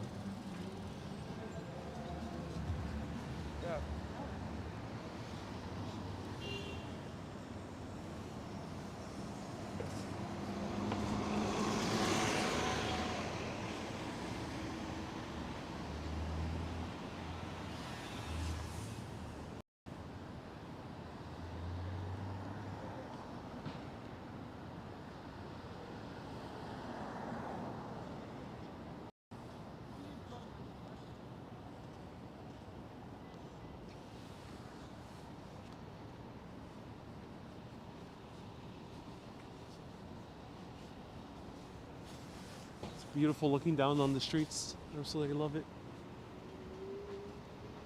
Oscar, you love my videos. I'm so glad you do, Oscar. Thank you so much for tuning in. Let's see what's... Oh, Indian cuisine. More Indian here, but no heaters on these places. That's a shame.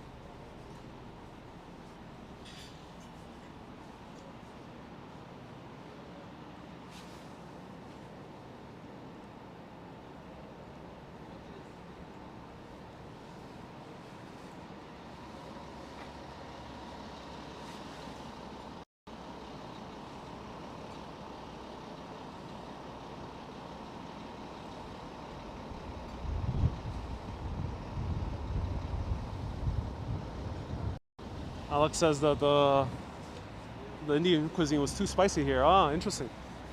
And here we have your Indian knick-knack stores. I usually buy incense in these places. Love great Indian incense like myrrh and frankincense. Well, let's check out what's the commotion. Should you be going down the street? Doesn't seem like anything terrible is happening, so I'll tread carefully. But they're going to the church, so something happened in the church, and I hope that the church is okay.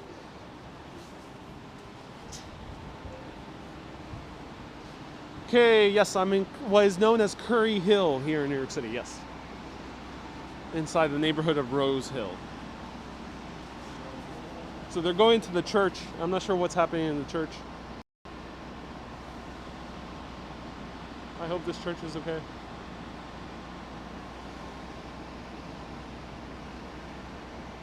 Lots of firefighters here doing their service. That's awesome.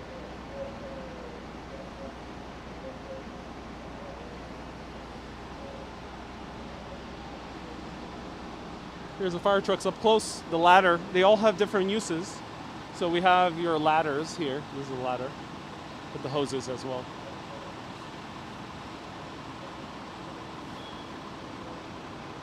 And they have computers. Wow, they have computers on their driver's seat or passenger seat. What denomination? This is a Roman Catholic church. What's the name? Our Lady of Sepulchre and St. Stephen's. Our Lady of Sepulchre and St. Stephen's, Roman Catholic Church. And there's a photographer here. Wow. So it seems like a professional news photographer is here. He's getting ready. Probably selling the photos to either it works for Associated Press or Getty or something like that, or is selling it to a newspaper.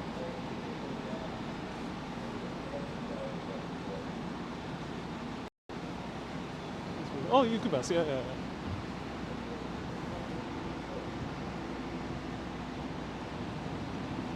Gas leak. Yeah, if it is a gas leak, let's actually stay far away. You actually, oh, yep, you're right. All right, let's stay away far away. I'm gonna walk down the street. Yeah. There's a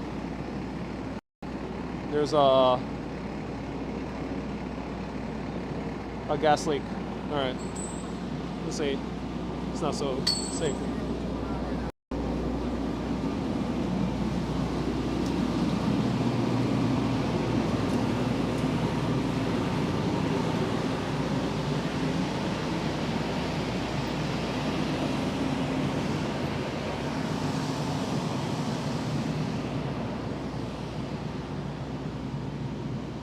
Oh yeah, oh, now it's smelling pretty rough.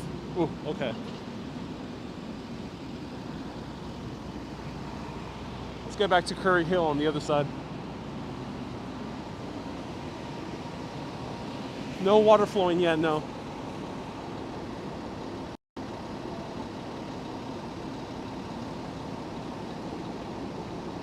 And helicopters are flying overhead. Uh-oh. Okay.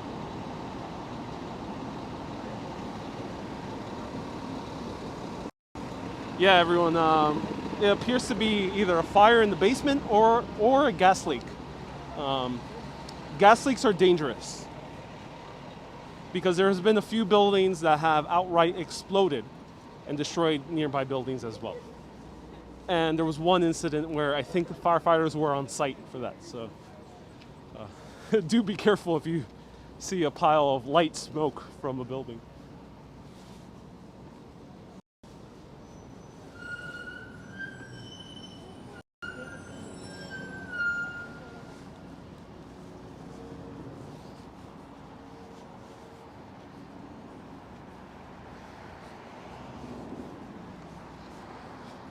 Excuse me. So yeah, helicopters are overhead.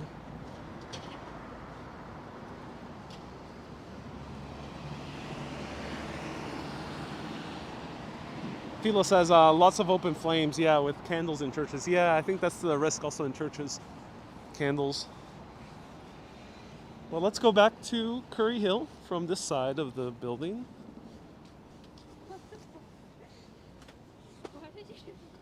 Here's the church hall from the backside.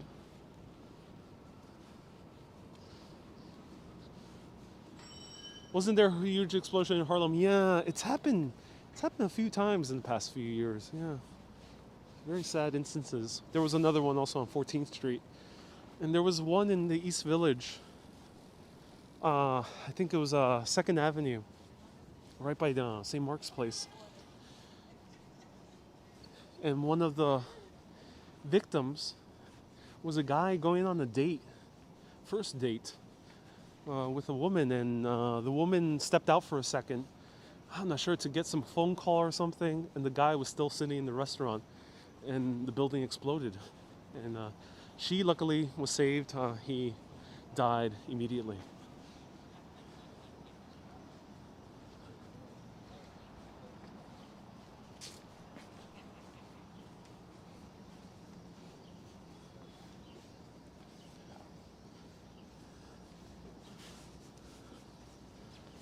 There's a temple. Yeah, SF. This is a synagogue congregation, Talmud Torah Adareth El.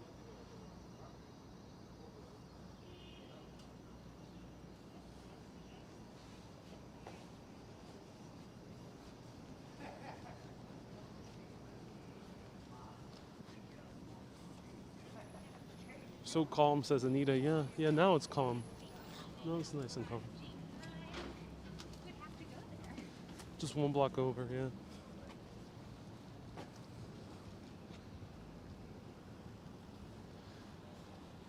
So Curry Hill should be ending right now. It's only like 3 blocks. Yeah, so Curry Hill basically ended right now.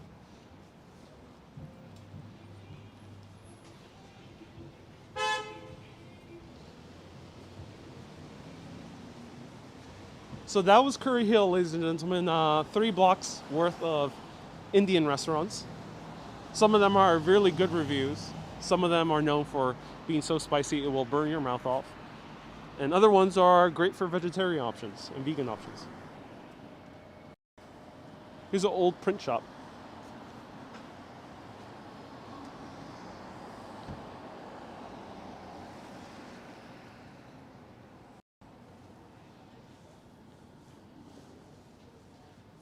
Lori says, very pretty day here. Yeah, it is, Lori. Very pretty day. I agree. So here's one of the more popular brunch spots in all of this area of Manhattan. Rose Hill / Murray Hill. This is Penelope. Very popular spot.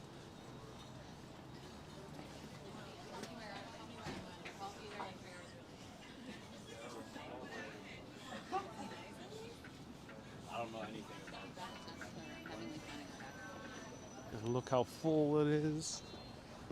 Lots of people here at Penelope. Yeah, it's called Penelope, Stephanie.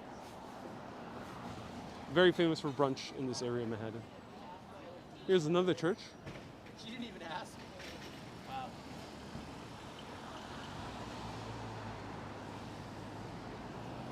Bundled up and eating. Yes, indeed. People are very brave for eating in this weather.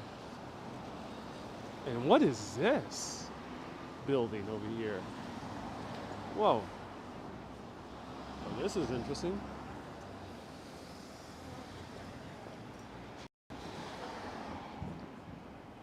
Hey Stephanie, this is Stephanie's mom is Penelope. Oh, and she's watching at the same time. Hello, Penelope. Welcome. Here's your restaurant, Penelope. That's so cool. Penelope is your best friend's name, says CB. Oh, that's amazing, CB. That's really cool.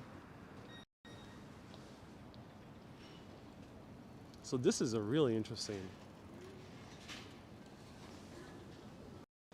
Susu for $5 super chat says I tried finding you on Patreon, but couldn't find you as a creator. Oh, Susu, go directly to this site. I'm known as Urbanist. You probably will be able to find me as Ariel Vieira as well, but just in case, here's the direct link.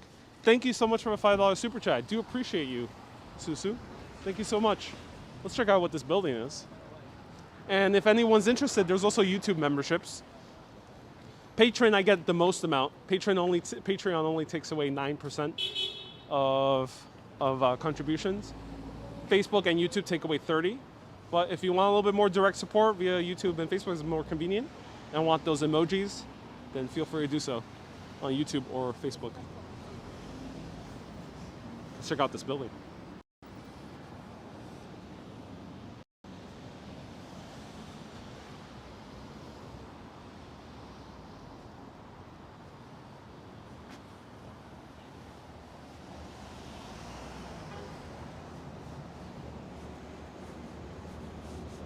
So this is the Dover Street Market, New York. Interesting. K. Emercast says takes 30%. Yeah, it's crazy amount. Crazy amount. So I don't think this is gonna last for much longer, but yeah, I disagree with the amount. But I hope they change their policy. Oh, this is a cool building. Let's check out what's inside. You guys wanna see? Let's see. Oh, it's literally a shopping center. Oh, let's check it out. All right, we're gonna go inside. I'm gonna be quiet.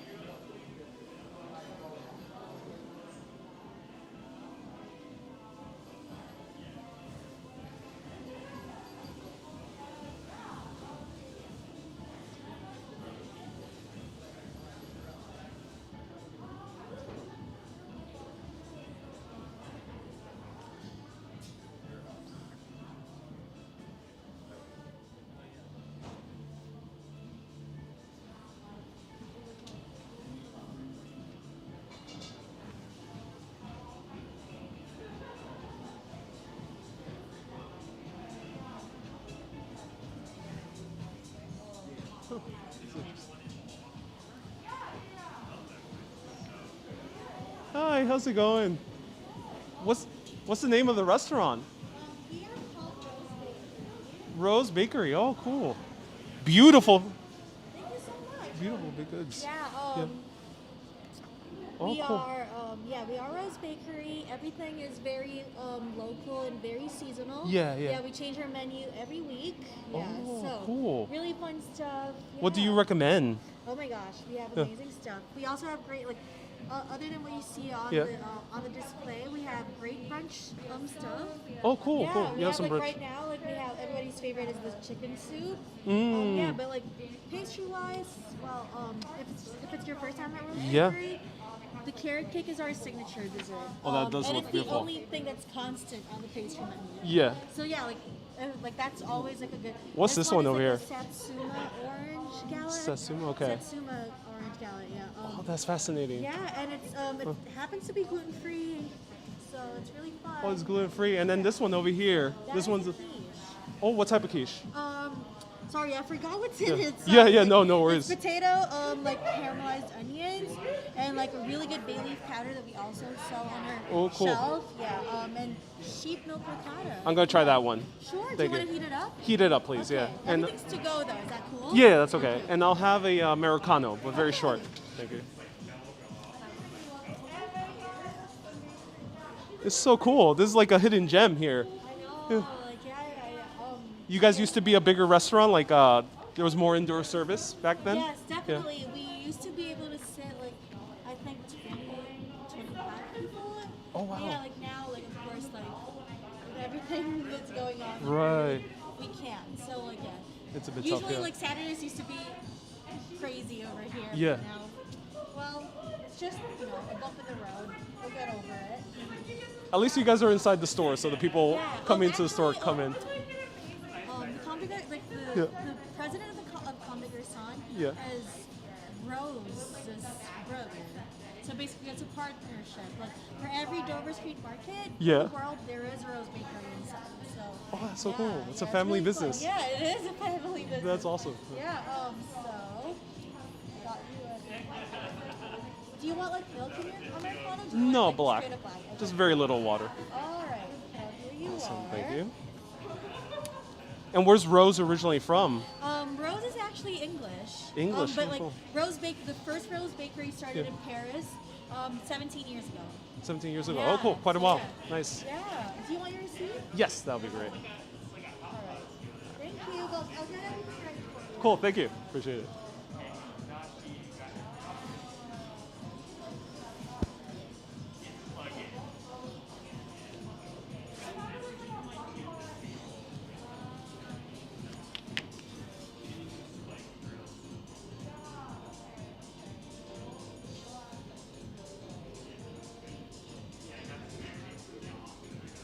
So there we go. We are in Rose Bakery.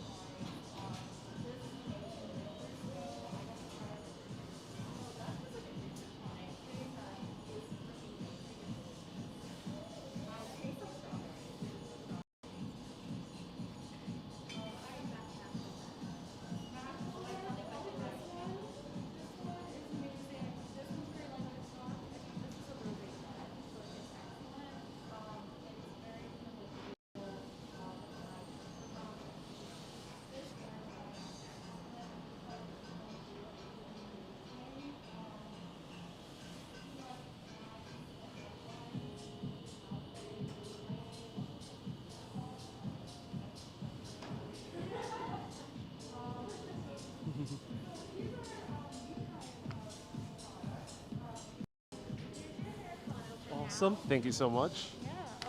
Your quiche is probably gonna take a little, like maybe 2 minutes. Okay, cool. Thank you. Any good recommendations on like public areas to sit down in this area? Ooh, like their Union Square is really close. Oh yeah. it Yeah, is. I mean, and Herald Square also is like just a few. If you go like 2 blocks up, like north, and then go west. Yeah. West, yeah, like west maybe 4 blocks. It's in front of Macy's. There's a lot of like nice little like chairs in there, Oh, cool. good, nice park. So yeah, it's a really fun. Yeah, area too. beautiful neighborhood. I love all the restaurants here as well. Oh yeah, they're all really fun. Hi, how's it going? Awesome. Thank you.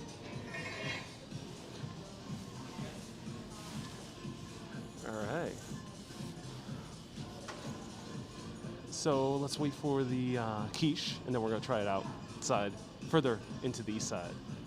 Don, thank you so much for the 200 stars. I appreciate you. Thank you. Thank you so much.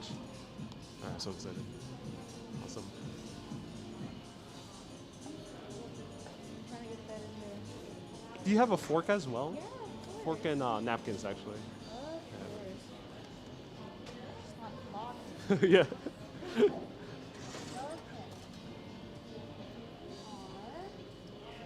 Thank you so much. Thank I you hope so you much. enjoy and come back. Oh yeah, I'm a huge fan of quiche, so Okay, every time I well, see it. it's gonna be amazing. Thank you so much. Have a great day.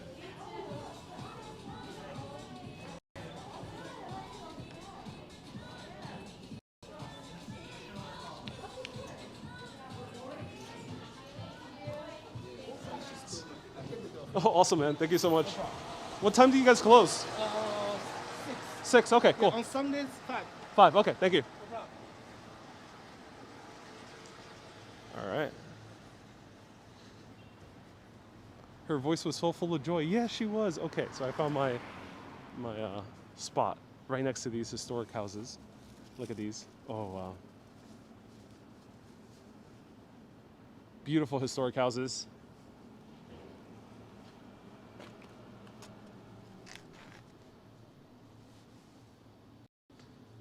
Yeah, it was so cool. Yeah, she was very nice. Very nice. Highly recommend Rose Baker, at least for the service. I mean, so far the service was amazing. Very nice woman. And her voice was full of joy. Yes. She appeared to be Filipino American, and a lot of Filipinos tend to have that kind of a very upbeat disposition. It's a very interesting culture. I have a lot of Filipino friends, and I always grew up with that kind of like upbeat disposition. And aside from my own Puerto Rican heritage, which we also have a upbeat disposition, I also learned it from friends throughout high school and college. All right, so let's try out this quiche. I'm so excited to try out this quiche. This is one of the historic areas of Rose Hill. It's really cool because these are one of the older buildings in this area of New York City, especially amidst all these skyscrapers that we're surrounded by, which are right over here. Look at that, skyscrapers right back there. What kind of quiche is it? So let's see it is. What kind of quiche it is. It has sheep's milk ricotta. I am a huge fan of sheep's milk. And caramelized onions and bay leaf powder. So it'll have a little bit of funk to it with that sheep's milk and that bay leaf. Let me show it to you. This way. So right here we have sheep's milk ricotta, bay leaf powder, and caramelized onions. On the quiche is basically a tart. So there's that breading, similar to a pie. So it's basically like a savory pie in essence. Now, I think many of you, if you've been watching my show for a while, you probably know I'm a huge fan of pastries. I'm a huge fan of savory pastries. So quiche is one of my favorite things in the world. Especially when I went to France, I just fell in love with quiche. So let's try this quiche.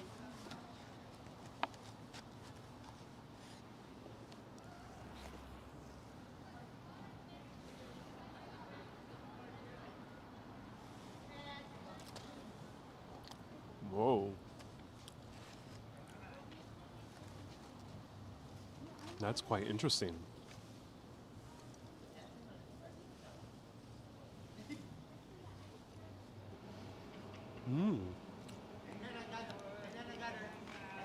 It's a bit odd. It has a bit of a funk to it, as I mentioned. I was expecting the funk, but I'm surprised by the funk as well. And it has a great breading to it. The breading is not as French style. The breading is more like English style. So it tastes more like the meat pies of England, like steak and Guinness pie, or there's a bunch of other meat pies, chicken pot pie, shepherd's pie. It has that type of breading to it. So it's not like a French quiche. This is almost like an English quiche. The caramelized onions provide that slight sweetness with that funk of the sheep's milk ricotta. The sheep's milk ricotta is so fluffy.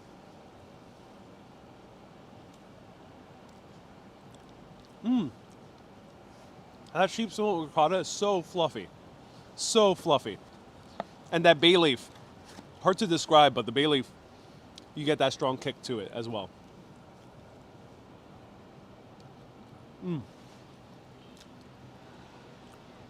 Wow, it's absolutely amazing. All right.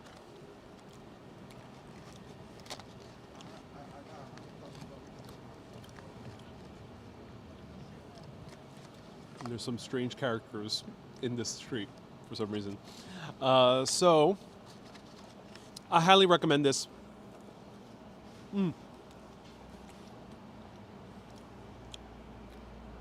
Tastes so different from the French quiches I've had. This brings me back to England. Quiche is also made out mostly egg. I think this is made out of potato instead of egg. So I think this is potato instead of egg. Actually, it has potato and egg, both of them.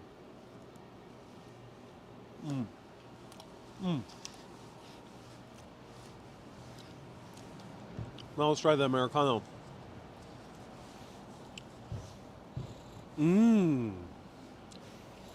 Oh. Ooh. This Americano is bringing me back to London. The smell.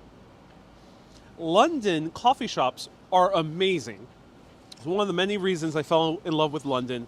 Watch my London videos on Facebook. I have over 40 of them. We'll be going back to London hopefully in 2021. Thank you to everyone who gifted me the books about London and other places in the UK and Ireland. But it has that smell of London coffee. London coffee is along the spectrum of American coffee. It's very bright and very light.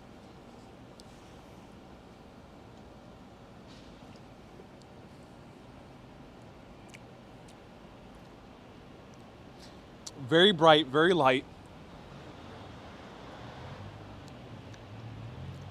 But something I noticed about London coffees is here in American coffee shops, in New York style coffee shops, like Stumptown, Joe, Grumpy, Blue Bottle, they tend to go for more of like the fruitier notes, more of the fruitier, brighter, citrusy coffees. This is not really citrusy, pretty low in acidity, and it's a little bit more chocolatey, but it's like a nice milk chocolate taste rather than a dark chocolate taste like classic Italian espresso. So that's the interesting thing about London coffee. It's more like, it's not so acidic. It's more kind of nutty and chocolatey, but still being bright. And they're definitely in line with that London type of style of coffee. Wow, really impressed with these guys. Really impressed. I've started keto. Oh dear, you can't keto with this. I usually avoid cow dairy, so when she told me sheep's milk ricotta, if only you could see my eyes. First, I'm using sunglasses, and second, I wasn't pointing the camera to myself. But if you see my eyes when she said sheep's milk ricotta, I was like, really? Really? Yes, I'll have that. So I'm going to eat the rest of this quiche.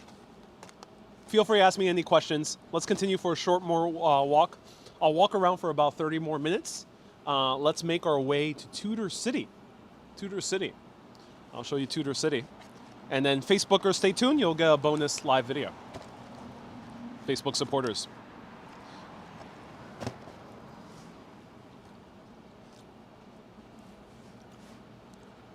Will you ever tour Latin American countries? It's fully my intention to do so.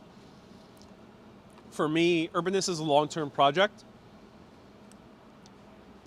As long as I can do videos along with the whatever films I end up working on, since my main prerogative is filmmaking, you'll be seeing Latin America. You'll be seeing other parts of Central America as well. Full intention to especially go to Machu Picchu and to Buenos Aires. Those are two main spots I would love to go in Latin America.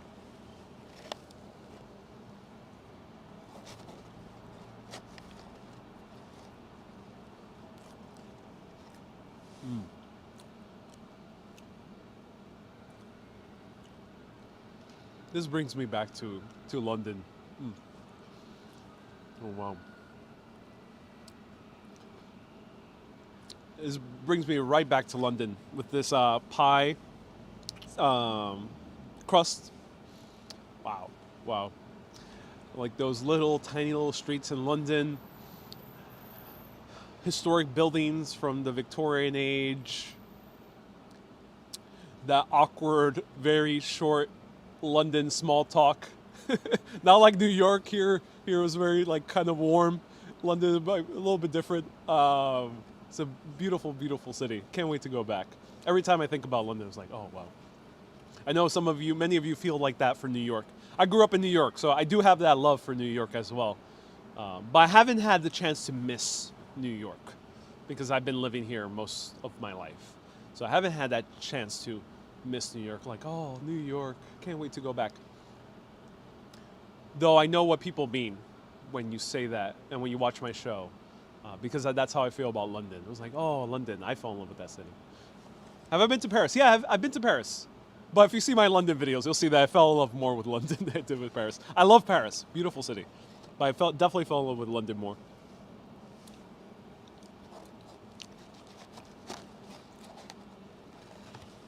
Colombian coffee is amazing. Yeah, I can't wait to go to Medellin and to Cartagena, also for videos.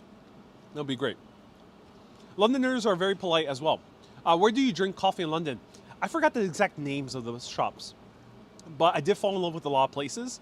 The only two I remember off the top of my head right now is Notes Coffee right by the Strand, which was the historic area of bookstores. Beautiful coffee shop built in the Victorian building. Hopefully it's still up there. And then there's another one in Borough Market, if anyone could remind me of the name, that also had one of the best croissants I've ever had. They were also one of the very first like specialty coffee stores in all of London. I forgot the name, but it's in the Borough Market. I've been reading some coffee books lately. Oh, cool. That's awesome, Queen Mother. That's amazing.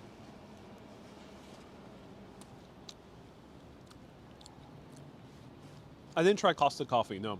But I definitely took advantage of sitting down in Costa Coffee. Costa Coffee, for anyone who doesn't know, is like the Starbucks of England, of the UK. But unlike Starbucks, they have way comfier couches and way comfier sitting than even Starbucks. And they don't care if you just walk in with your own coffee from a different place. I never ran into issues, so I just go to Costa Coffee. I visited London in January, so it was very cold for me, and I just visited it. No, appears to be closed. Oh, temporarily. No, I hope they open up again. Yeah. All things I imagine are closed in London because of the pandemic. Do you participate in daily tea time? No. I just drink coffee pretty much around the same time, around 3 p.m.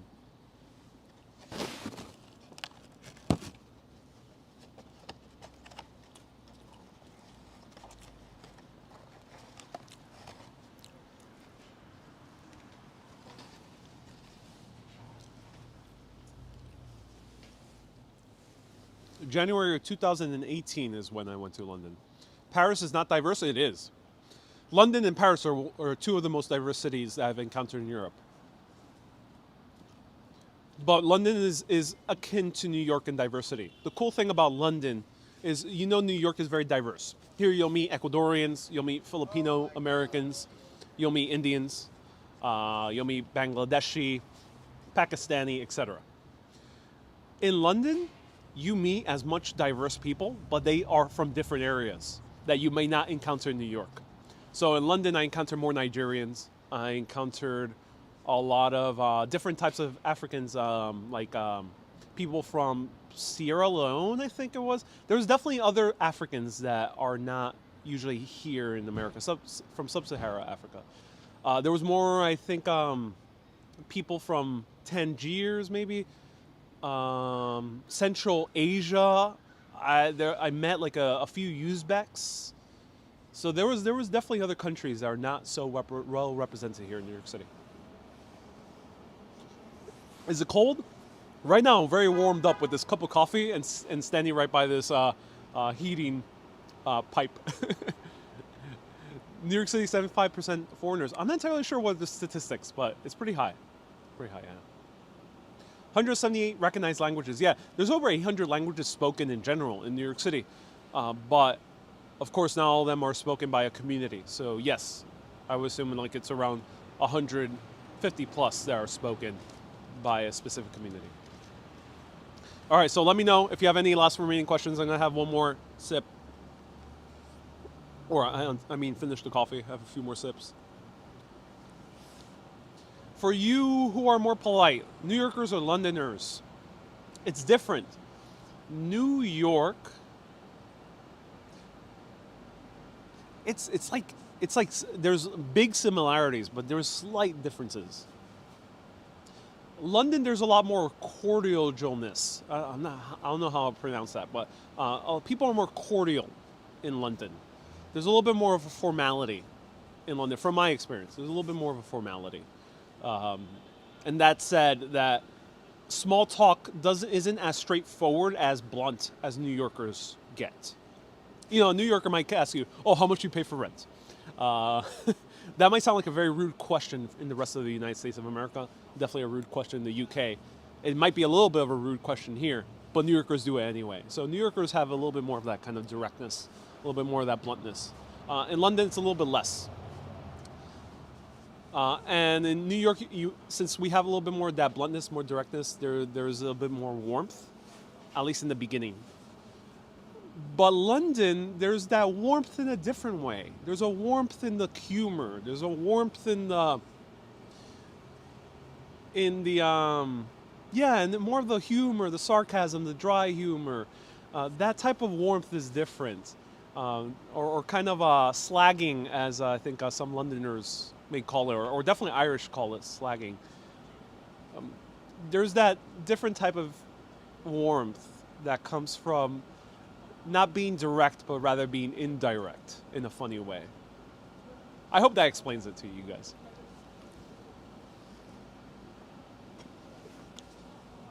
Thank you so much for watching. Alec, I appreciate you. Anita, we are not Londoners. What are you referring to? That's my perspective, ladies and gentlemen. I know you might have a different perspective. All right, last bite. This is so good.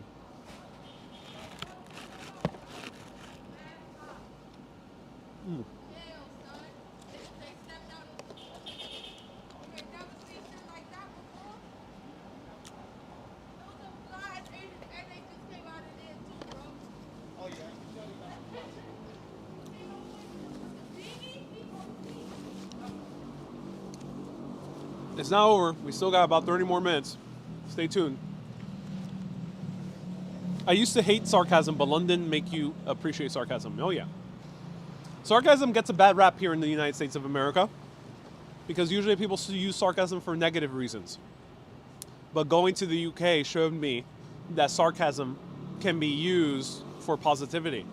You can use it to have a good joke, a good having fun, a good nice banter.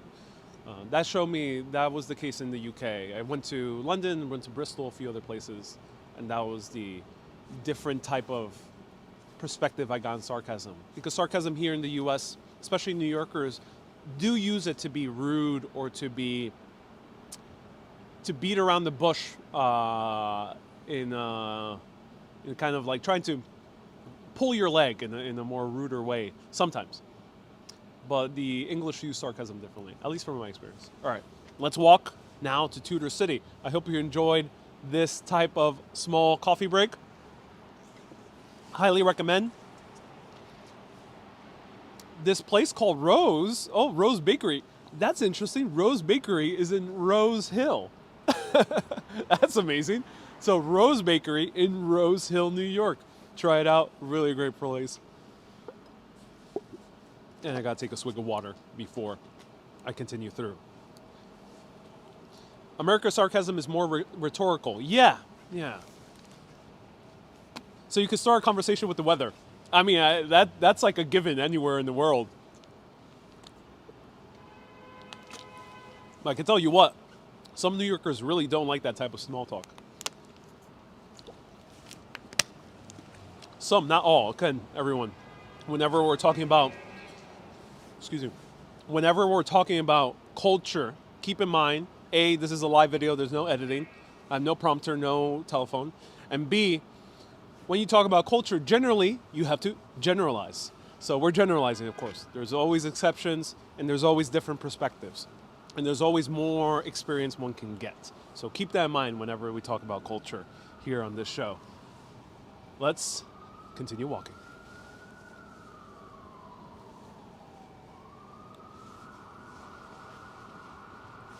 New Yorkers don't like wise guys. Right. Indeed. Uh-oh, more sirens.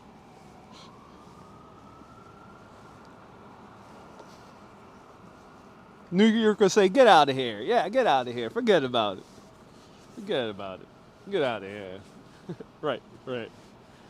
I put on my mittens.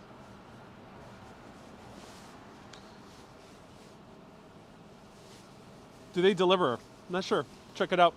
Check out online. Though someone will say it. All right, let's go.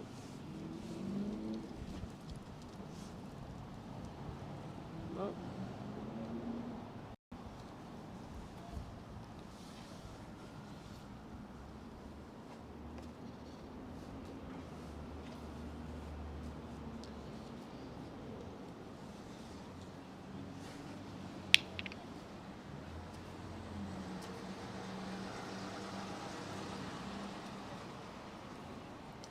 Queen Mother, that accent you're referring to when people say the word call as call, is more a stereotypical Flatbushian accent, which is Italian American / Jewish American accent. I grew up in Queens as a Puerto Rican American, as a New Yorican, but the reason I don't really have a New Yorican accent is because my parents learned English since very young. So they themselves didn't have a New Yorican accent or Puerto Rican accent. And then B, I grew up in Jackson Heights, Queens, which really I wasn't surrounded by New Yoricans. I was surrounded by a lot of South Americans and Filipino Americans and Indian Americans. So I have what would be more of a general Queens accent. Modern general Queens accent. So older houses here on Rose Hill.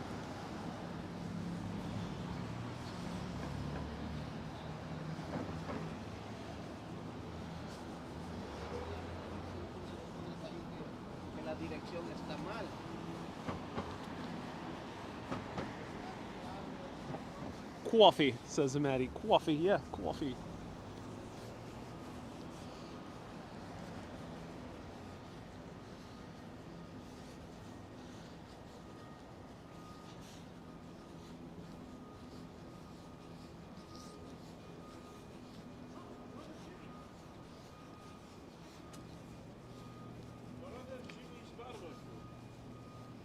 Eddie asked for more walks in Queens. Yeah, stay tuned. We'll definitely see more Queens in the near future. Do you ever try high tea at the plaza, says Susu? No, not here in New York, no. I've tried high tea in the hotels in London, but no, not here. Where I go for high tea is Alice's Teacup. That's the only place I've been to for high tea. Really enjoy it. Great restaurant.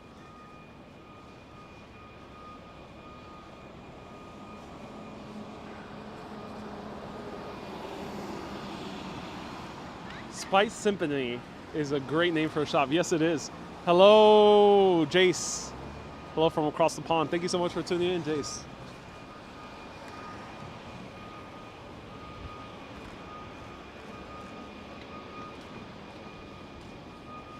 Awesome walk, says Wasker. I'm glad. Uh-oh. We're a little... Stephanie, did you say something? What was it? Super chat? Let me know. If I missed the super chat, let me know. Breakfast at Tiffany's. I haven't had that yet. Can't wait to go.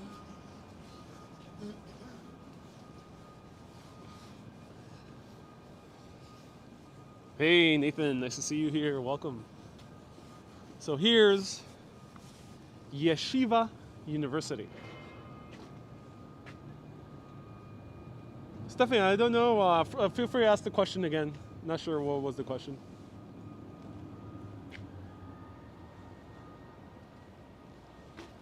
$4K, no directions.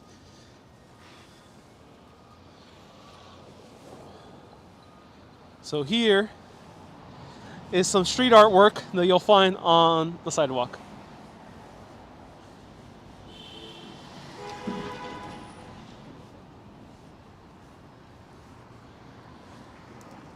And here we have the Empire State Building once again. This might be a photo opportunity right here. Let's see. There we go. Let's see. There we go. That's almost a photo opportunity. There's a photo there somewhere. Literally 100 subs away from 30K. Oh, cool. Fresh white kicks? No. I've been wearing these Converses for months. Months, ladies and gentlemen. I wear white shoes in order to challenge myself to keep them as clean as possible while wandering the streets of New York.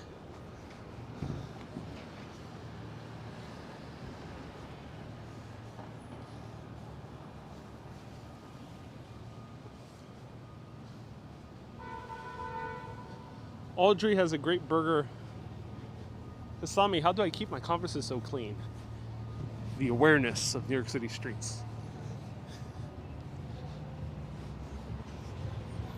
I got a poop radar, and I know where poop is gonna be. Boom, I dodge it. You ever seen The Matrix with Neo dodging bullets? That's me with poop on the street.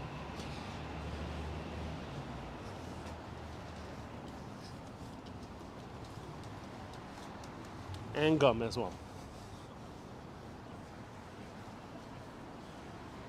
Hey, Poop Cat. Great name. Says it would be great if you get sponsored by Converse. I would love to be sponsored by Converse. That'd be great. Here's 34th Street.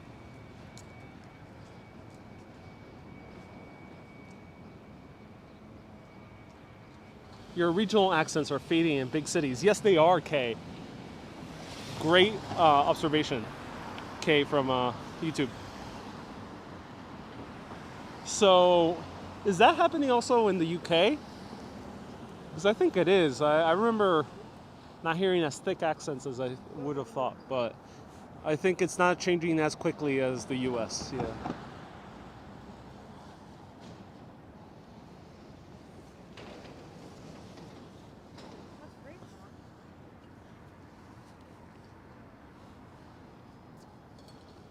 Claire says The Matrix is a great film. Todd says, have you ever thought of strapping a camera to Bob to get an aerial view? Not Ariel view, aerial view. Yeah. Yeah, that's a great suggestion. I would love to do that. Hey, Laureen sent us both a generous PayPal tip. Oh, thank you, Laureen. Thank you for supporting as well, 4K. That's awesome. And 4K, thank you so much for the super chat as well. Laureen, you're a superstar. Laureen, one of the first mega urbanists, supporting in all three platforms at the same time.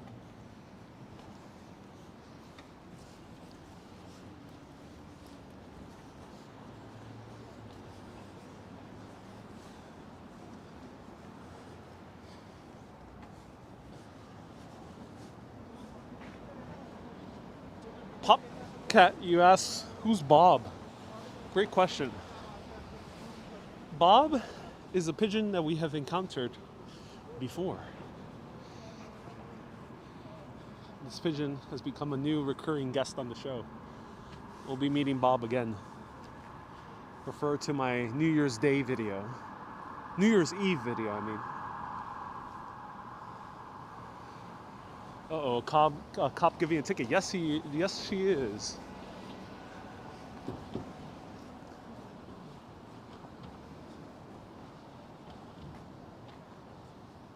Thank you so much, Laureen. I appreciate you.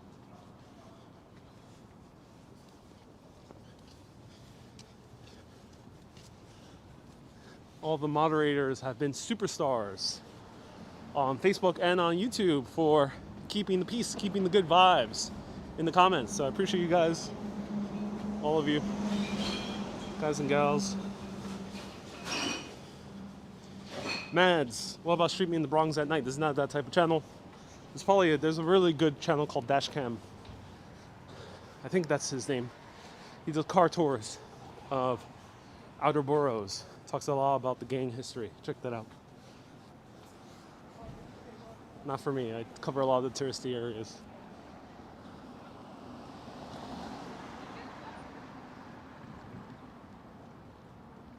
Do you have a stumbling block in New York? Memory of Judea, who sent Germany under World War II. Whoa, Rune. I'm not sure what you're talking about. Marsha says, sent 50 stars. Thank you so much, Marsha. I appreciate you.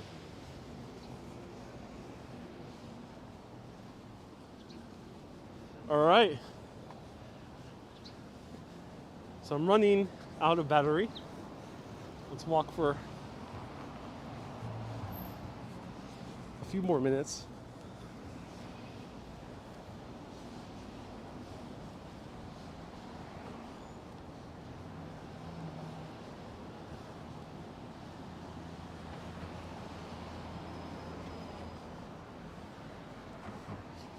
Have you stopped into a firehouse, says Frank. No, I never fully went into a firehouse. I've done a live video on Facebook of the fire museum. I'm a UK Periscoper, says Jace, to find a new platform because Periscope is closing. Yeah, Periscope is closing down. So we all might need to find a new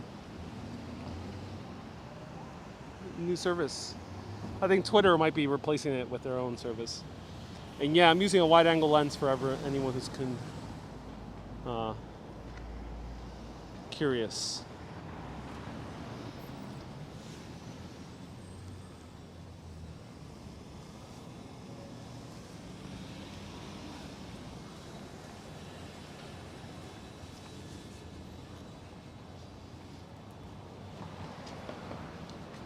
Hello from Indonesia. Welcome, Rafael. Nice to see you here.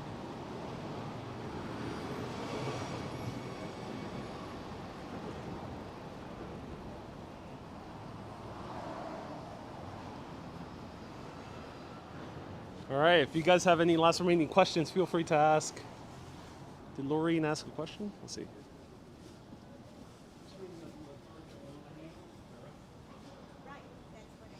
Have you been to Canada before, Sully? Yes. I've done Montreal and Urbanist before.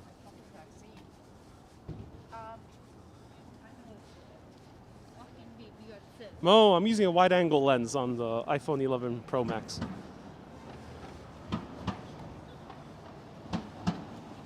Hey, Speranzino. I'm doing well. Thank you so much for tuning in from the UK.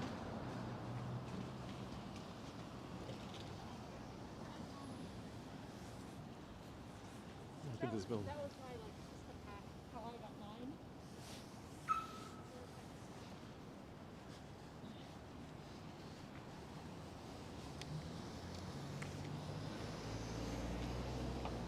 Have you been to the Transit Museum? Yes, I have. I have a very long video. I had the Transit Museum all to myself. One of their representatives, docents, took me around, and she was amazing. Search that up on Facebook. Urbanist Transit Museum. You'll find it. Michael, am I going to walk Philly? I already have. Also, go on Facebook. You'll find Philly videos. I actually worked with the Philly Tourism Board. Really awesome guys at the Tourism Board. Here are the buildings. Oh, look at that. Is this neighborhood expensive? Now it's getting expensive, yeah. Oh yeah, very expensive. New York is expensive, has always been expensive, more expensive than other cities. And yet, people still move here from all walks of life. One of the greatest mysteries of New York.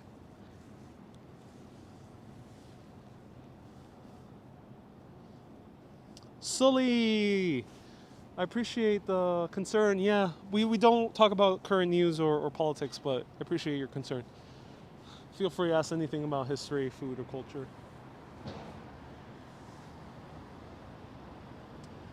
C.O. Giovanni says you're great. Oh, thank you so much, C.O. Giovanni. I appreciate you.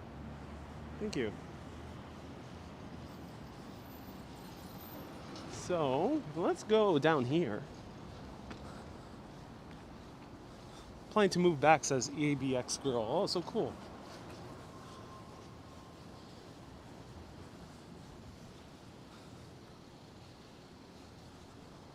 So let's make the full transition all the way to the east side to finish up the last few minutes here on this video. But let me know. Let me know. 4K Wanderer, no directions. 4K, no directions. Thank you. No directions in the comments, everyone. Just follow the landmarks and you'll know your way around. I can last for a little bit longer. Let me know. I can put my battery pack on because I'm running out of battery. It's cold. In cold weather, the battery gets low very quickly. So let me know if you want me to put on my battery pack for a longer video. Let me know. Do you ever think about getting a show on the networks at COGOV? Only streaming services I would consider. Joe says, no, go home. Joe, you want me to go home?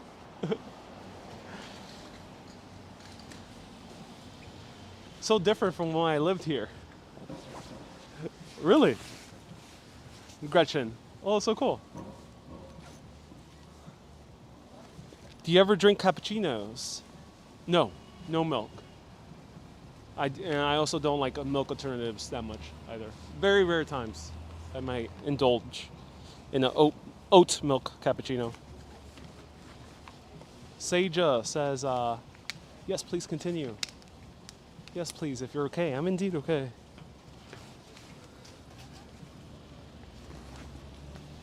Susan says, don't go home. All right. Time to take out my mic. Nancy says 50 stars. Oh, thank you, Nancy. Do I ever play the lotto? Very few times. And if I do, I usually only get $1 or one game, which is like $2 now. Because I think to myself, it'll be a great story if I win the lottery and just played one ticket.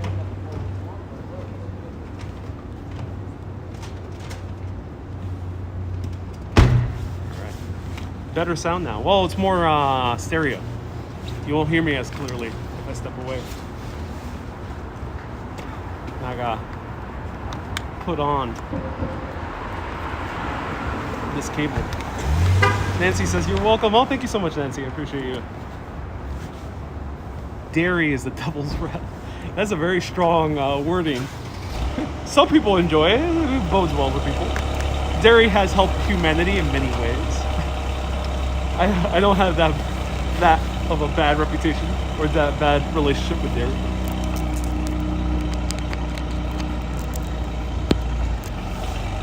Power on. Battery pack coming to save the day. Bear with me. All right, we're in business. We're in business, ladies and gentlemen. I love walking. Do you guys like walking? Let me know. Or you like watching walking? Let me know. I gotta get a different cable. This cable is too thick. I just bought this new cable, and it's crazy strong, which is no good for this type of video. So I'll be back on Amazon to buy a new cable. Thank you all the supporters.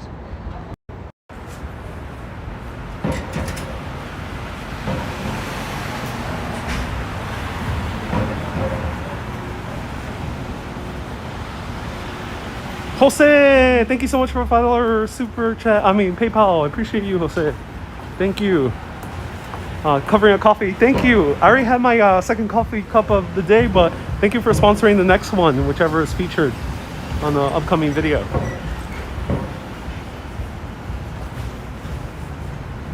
Go, go, Power Ranger. Thank you for powering on. This is Kiki. I like watching walking and sometimes real walking, says Susie.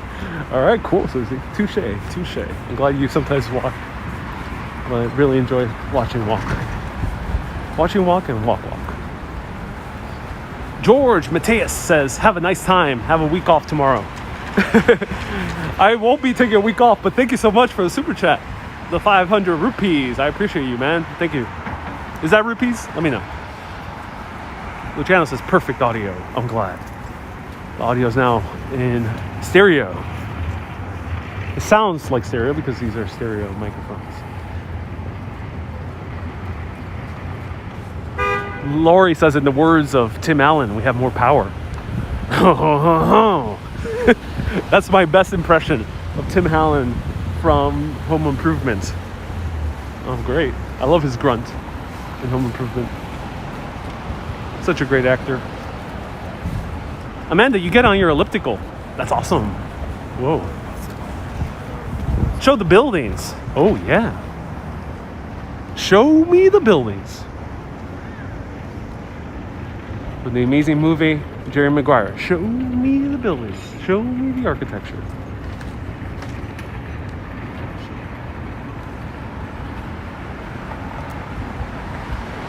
Maddie says, oh, pretty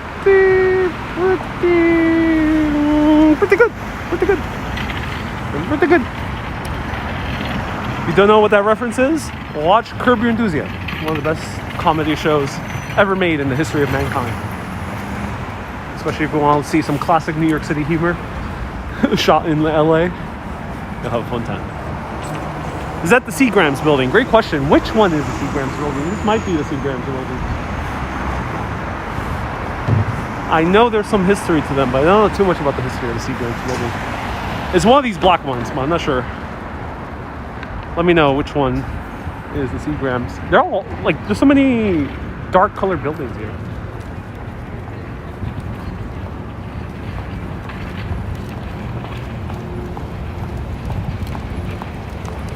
Yeah, I can't really tell which one's the Seagrams. The Veil, do I watch SNL? No, I don't. Not too much. Maybe every once in a while I'll watch the YouTube clips. Seagrams is 375 Park. Okay, thank you. So we are on 3rd Avenue. So I don't think we'll see the Seagrams right now from this perspective.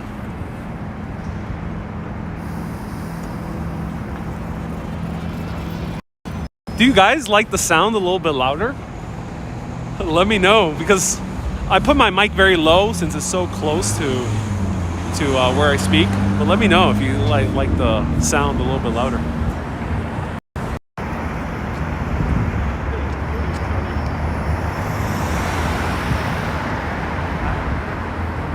CEO Jovi, did I ever do a beer tour? I've done a few beer tours. It's a bit tough now because it's tough to do beer hopping. But check out last on Urbanist Facebook. You can search Urbanist beer tour, and you'll find a beer tour from East Williamsburg that I did in collaboration with Urban Adventures tour guiding group. I mean, I know the like.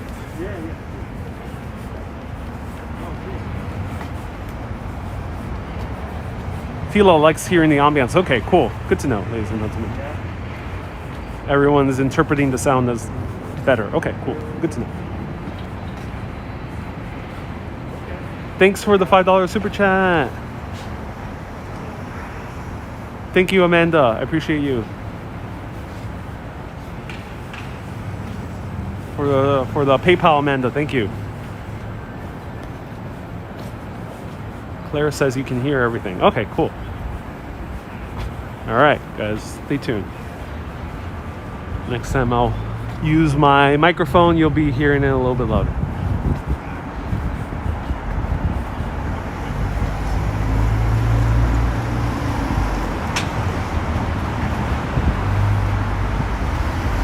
Susie, you're deaf in one ear, so louder is better. Oh, okay, cool, good to know. All right, let's walk on 42nd Street.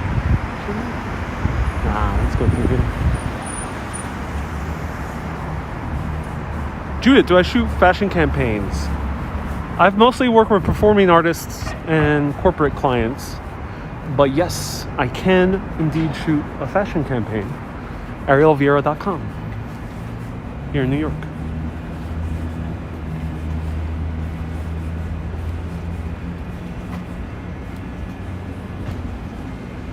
What's the name of that shop? Which one are you referring to?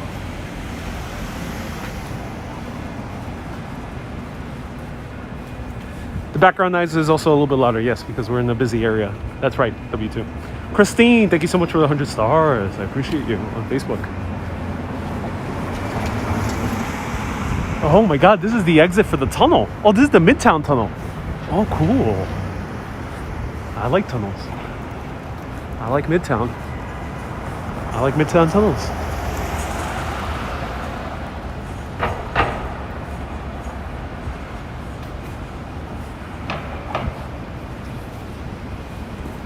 Ah, we got a mural.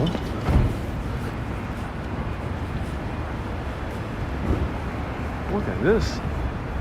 We found the mural, ladies and gentlemen.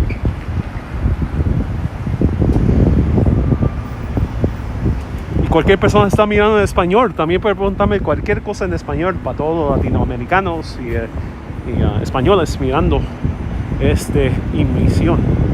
Also ask me anything in Spanish.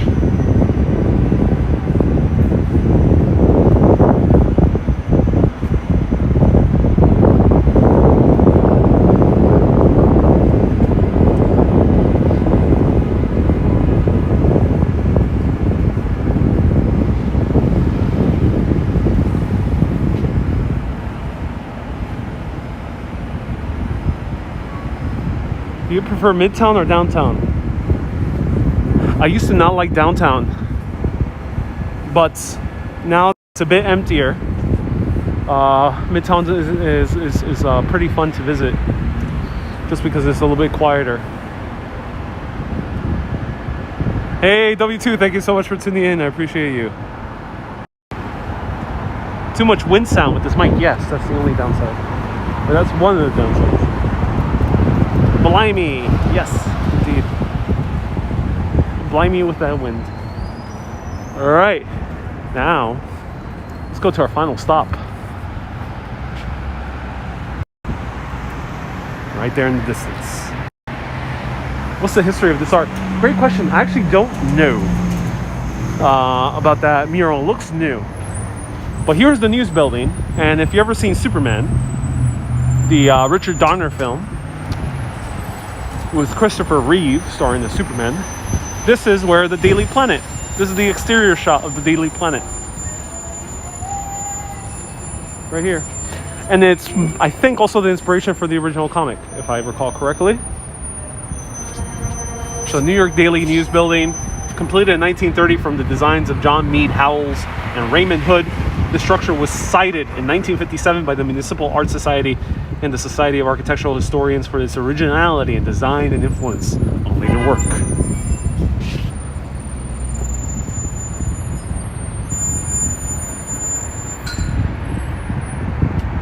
Es que no comprendo todo, que algunas cosas menos más importante poderlas entender. Ojalá tengamos un traductor en la casa. Ah, sí, ojalá un día pueda tener un traductor. Un poco difícil, muchas personas me ven en inglés. Pero si tienes pregunta en español, yo hago mejor posible de ponerte en español. Hey, Rich, thank you so much for the $5 super chat. Rich, I appreciate you. So look at this beautiful globe right here. Look at that. Gorgeous.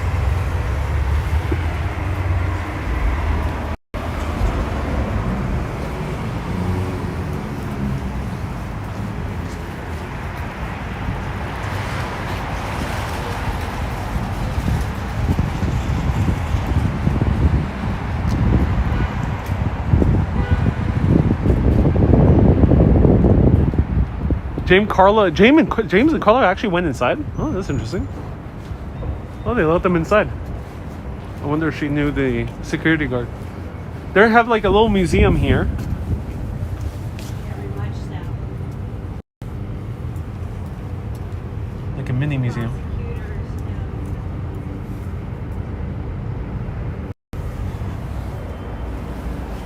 Luciano says you're a great and helpful person.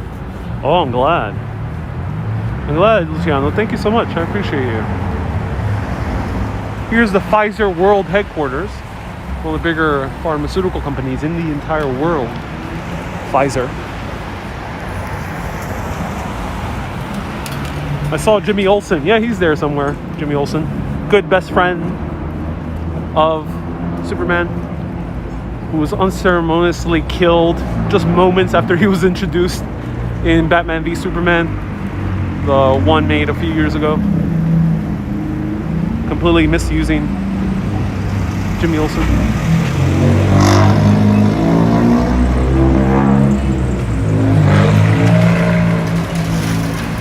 To visit everything in New York City takes years. Oh yeah. Someone asked me, do I ever get lost here in New York City? Great question. Not in Manhattan. Manhattan is very easy to navigate. It's just a grid. So I already know it from the back of my hand. But Brooklyn and Queens are a little bit more trickier. Some areas of Brooklyn and Queens I already know fully. Others still don't know. And can easily get lost. Any Cafe Grumpy nearby? Great question. The nearest Cafe Grumpy is actually at Grand Central Terminal, which is only a few blocks down here at 42nd Street.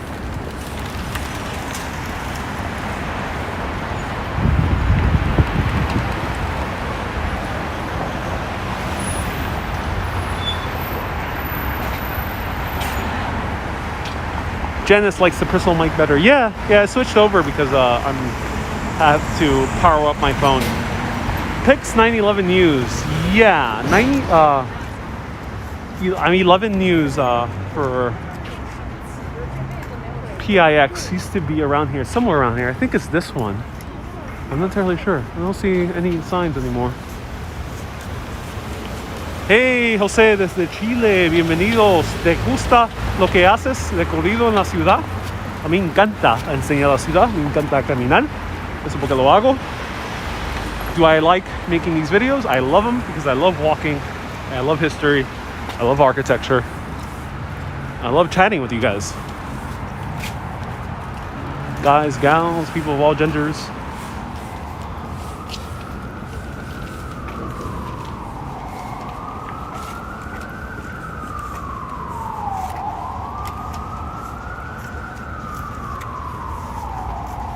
The Daily News building is Pix 11 News. Okay, thank you.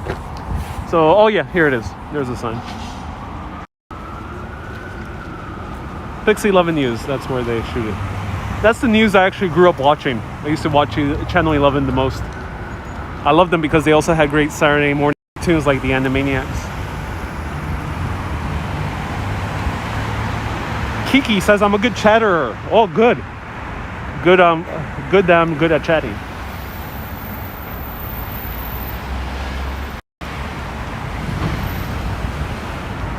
What is this church? This is the Church of the Covenant. Oh, what a name. The Church of the Covenant. Sounds like a great movie where nuns go on the crusade against the legion of evil invading Earth. It's like that show with by Neil Gaiman, Good Omens. It's like the sequel to Good Omens, The Church of the Covenant. I love that. Hello, Loma. Nice to see you here. It's a nun school. Yeah, it's a nun school. Beautiful. Beautiful little convent or church in the middle of these tall buildings. Clark Kent has no more phone booths. No. That's why he's so sad in the recent movies. Clark Kent has been depressed in all the Zack Snyder movies because he has no phone booths. He can't change. And that could depress anyone, any superhero. Here is the Ford Foundation Center. So Ford, same family who started the car company. The family continued on making a lot of good public works, patronizing the arts, being patrons of the arts. and lots of great things. Lots of great things. But they're also known, this building is known for having the largest indoor atrium in the entire US of A. Biggest atrium. And I actually toured, I have a Facebook video inside here. I actually walked inside and gave a tour and the history of it. So search Ford Foundation on Facebook. Let's see if we can see a little bit at least. Leon, we're in the neighborhood of Tudor City. It's hard to see, this glass is a little bit dirty, but there it is.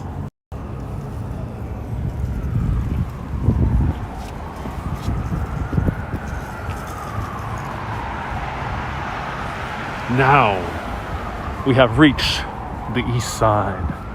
We went from east to west under New York City, under these very streets, and then we went from west to east, above ground, to our final destination, Tudor City.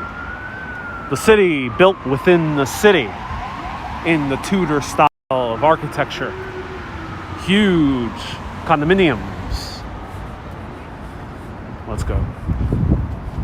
Suki, welcome. Do you recommend any restaurants nearby? Ooh, that's a good question. Hard to recommend any restaurants here. I don't know too many in this area. I love coming here, but food options are low here. There's food everywhere, but nothing that sticks out to me. Tudor City is where you get Manhattan Henge. Yep, I'll show you exactly where. Tomas says, be careful. Why, Tomas? This is a very safe neighborhood. Right here. Very safe.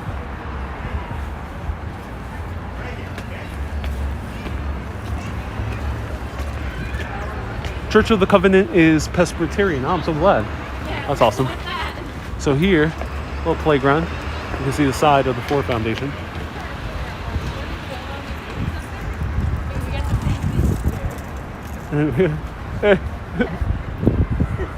All right, so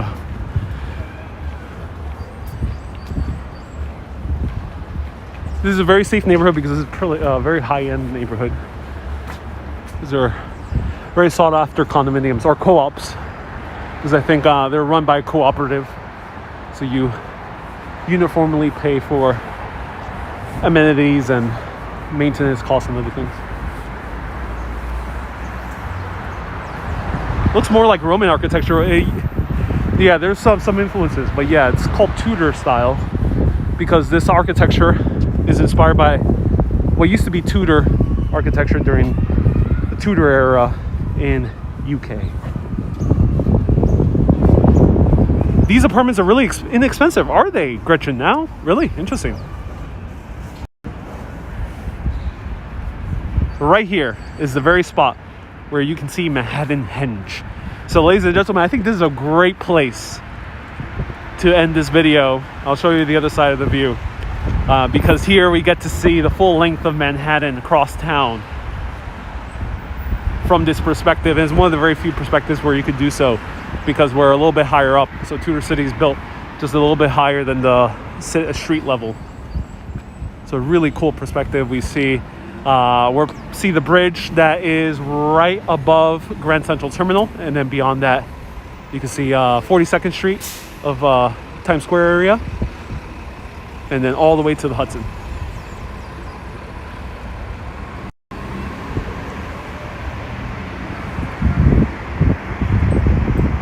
So if you want to see Manhattan Henge, I also have a video on Facebook. I have a lot of videos on Facebook, ladies and gentlemen. So let me show you a little bit here. Let's go on a nice round so I can show you here, and then I'll end with views of the UN, so stay tuned. Hey Adam, you were out exploring? That's so cool, Adam. Thank you. I'm so glad you were exploring. Gretchen is saying so 15,000 to, 1,500 to 2,000 for a bedroom. That is very inexpensive. Beautiful little park.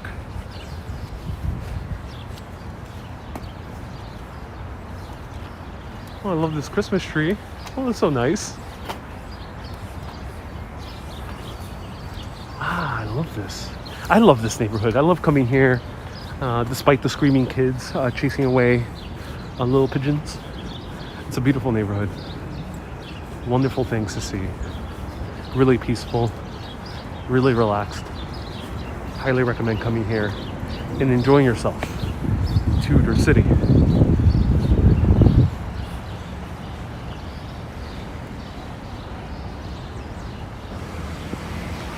I'll show you the UN. Bob has all his family members in the trees, yeah. Good afternoon, Ming. Are they apartments? Yes, this is an entirely residential area called Tudor City. I'm sorry for the bounciness of the camera. I gotta get a different cable. Joe says, great last minute tour, thanks. Oh, Joe, I'm so happy. Saved me from a boring day, I'm so glad. Thank you so much for tuning in, Joe.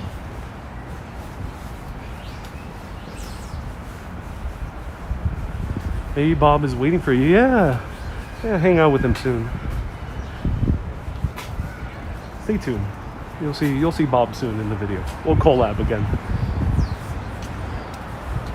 So Tudor City, Manhattan Henge, views of the Chrysler and one Vanderbilt right behind it.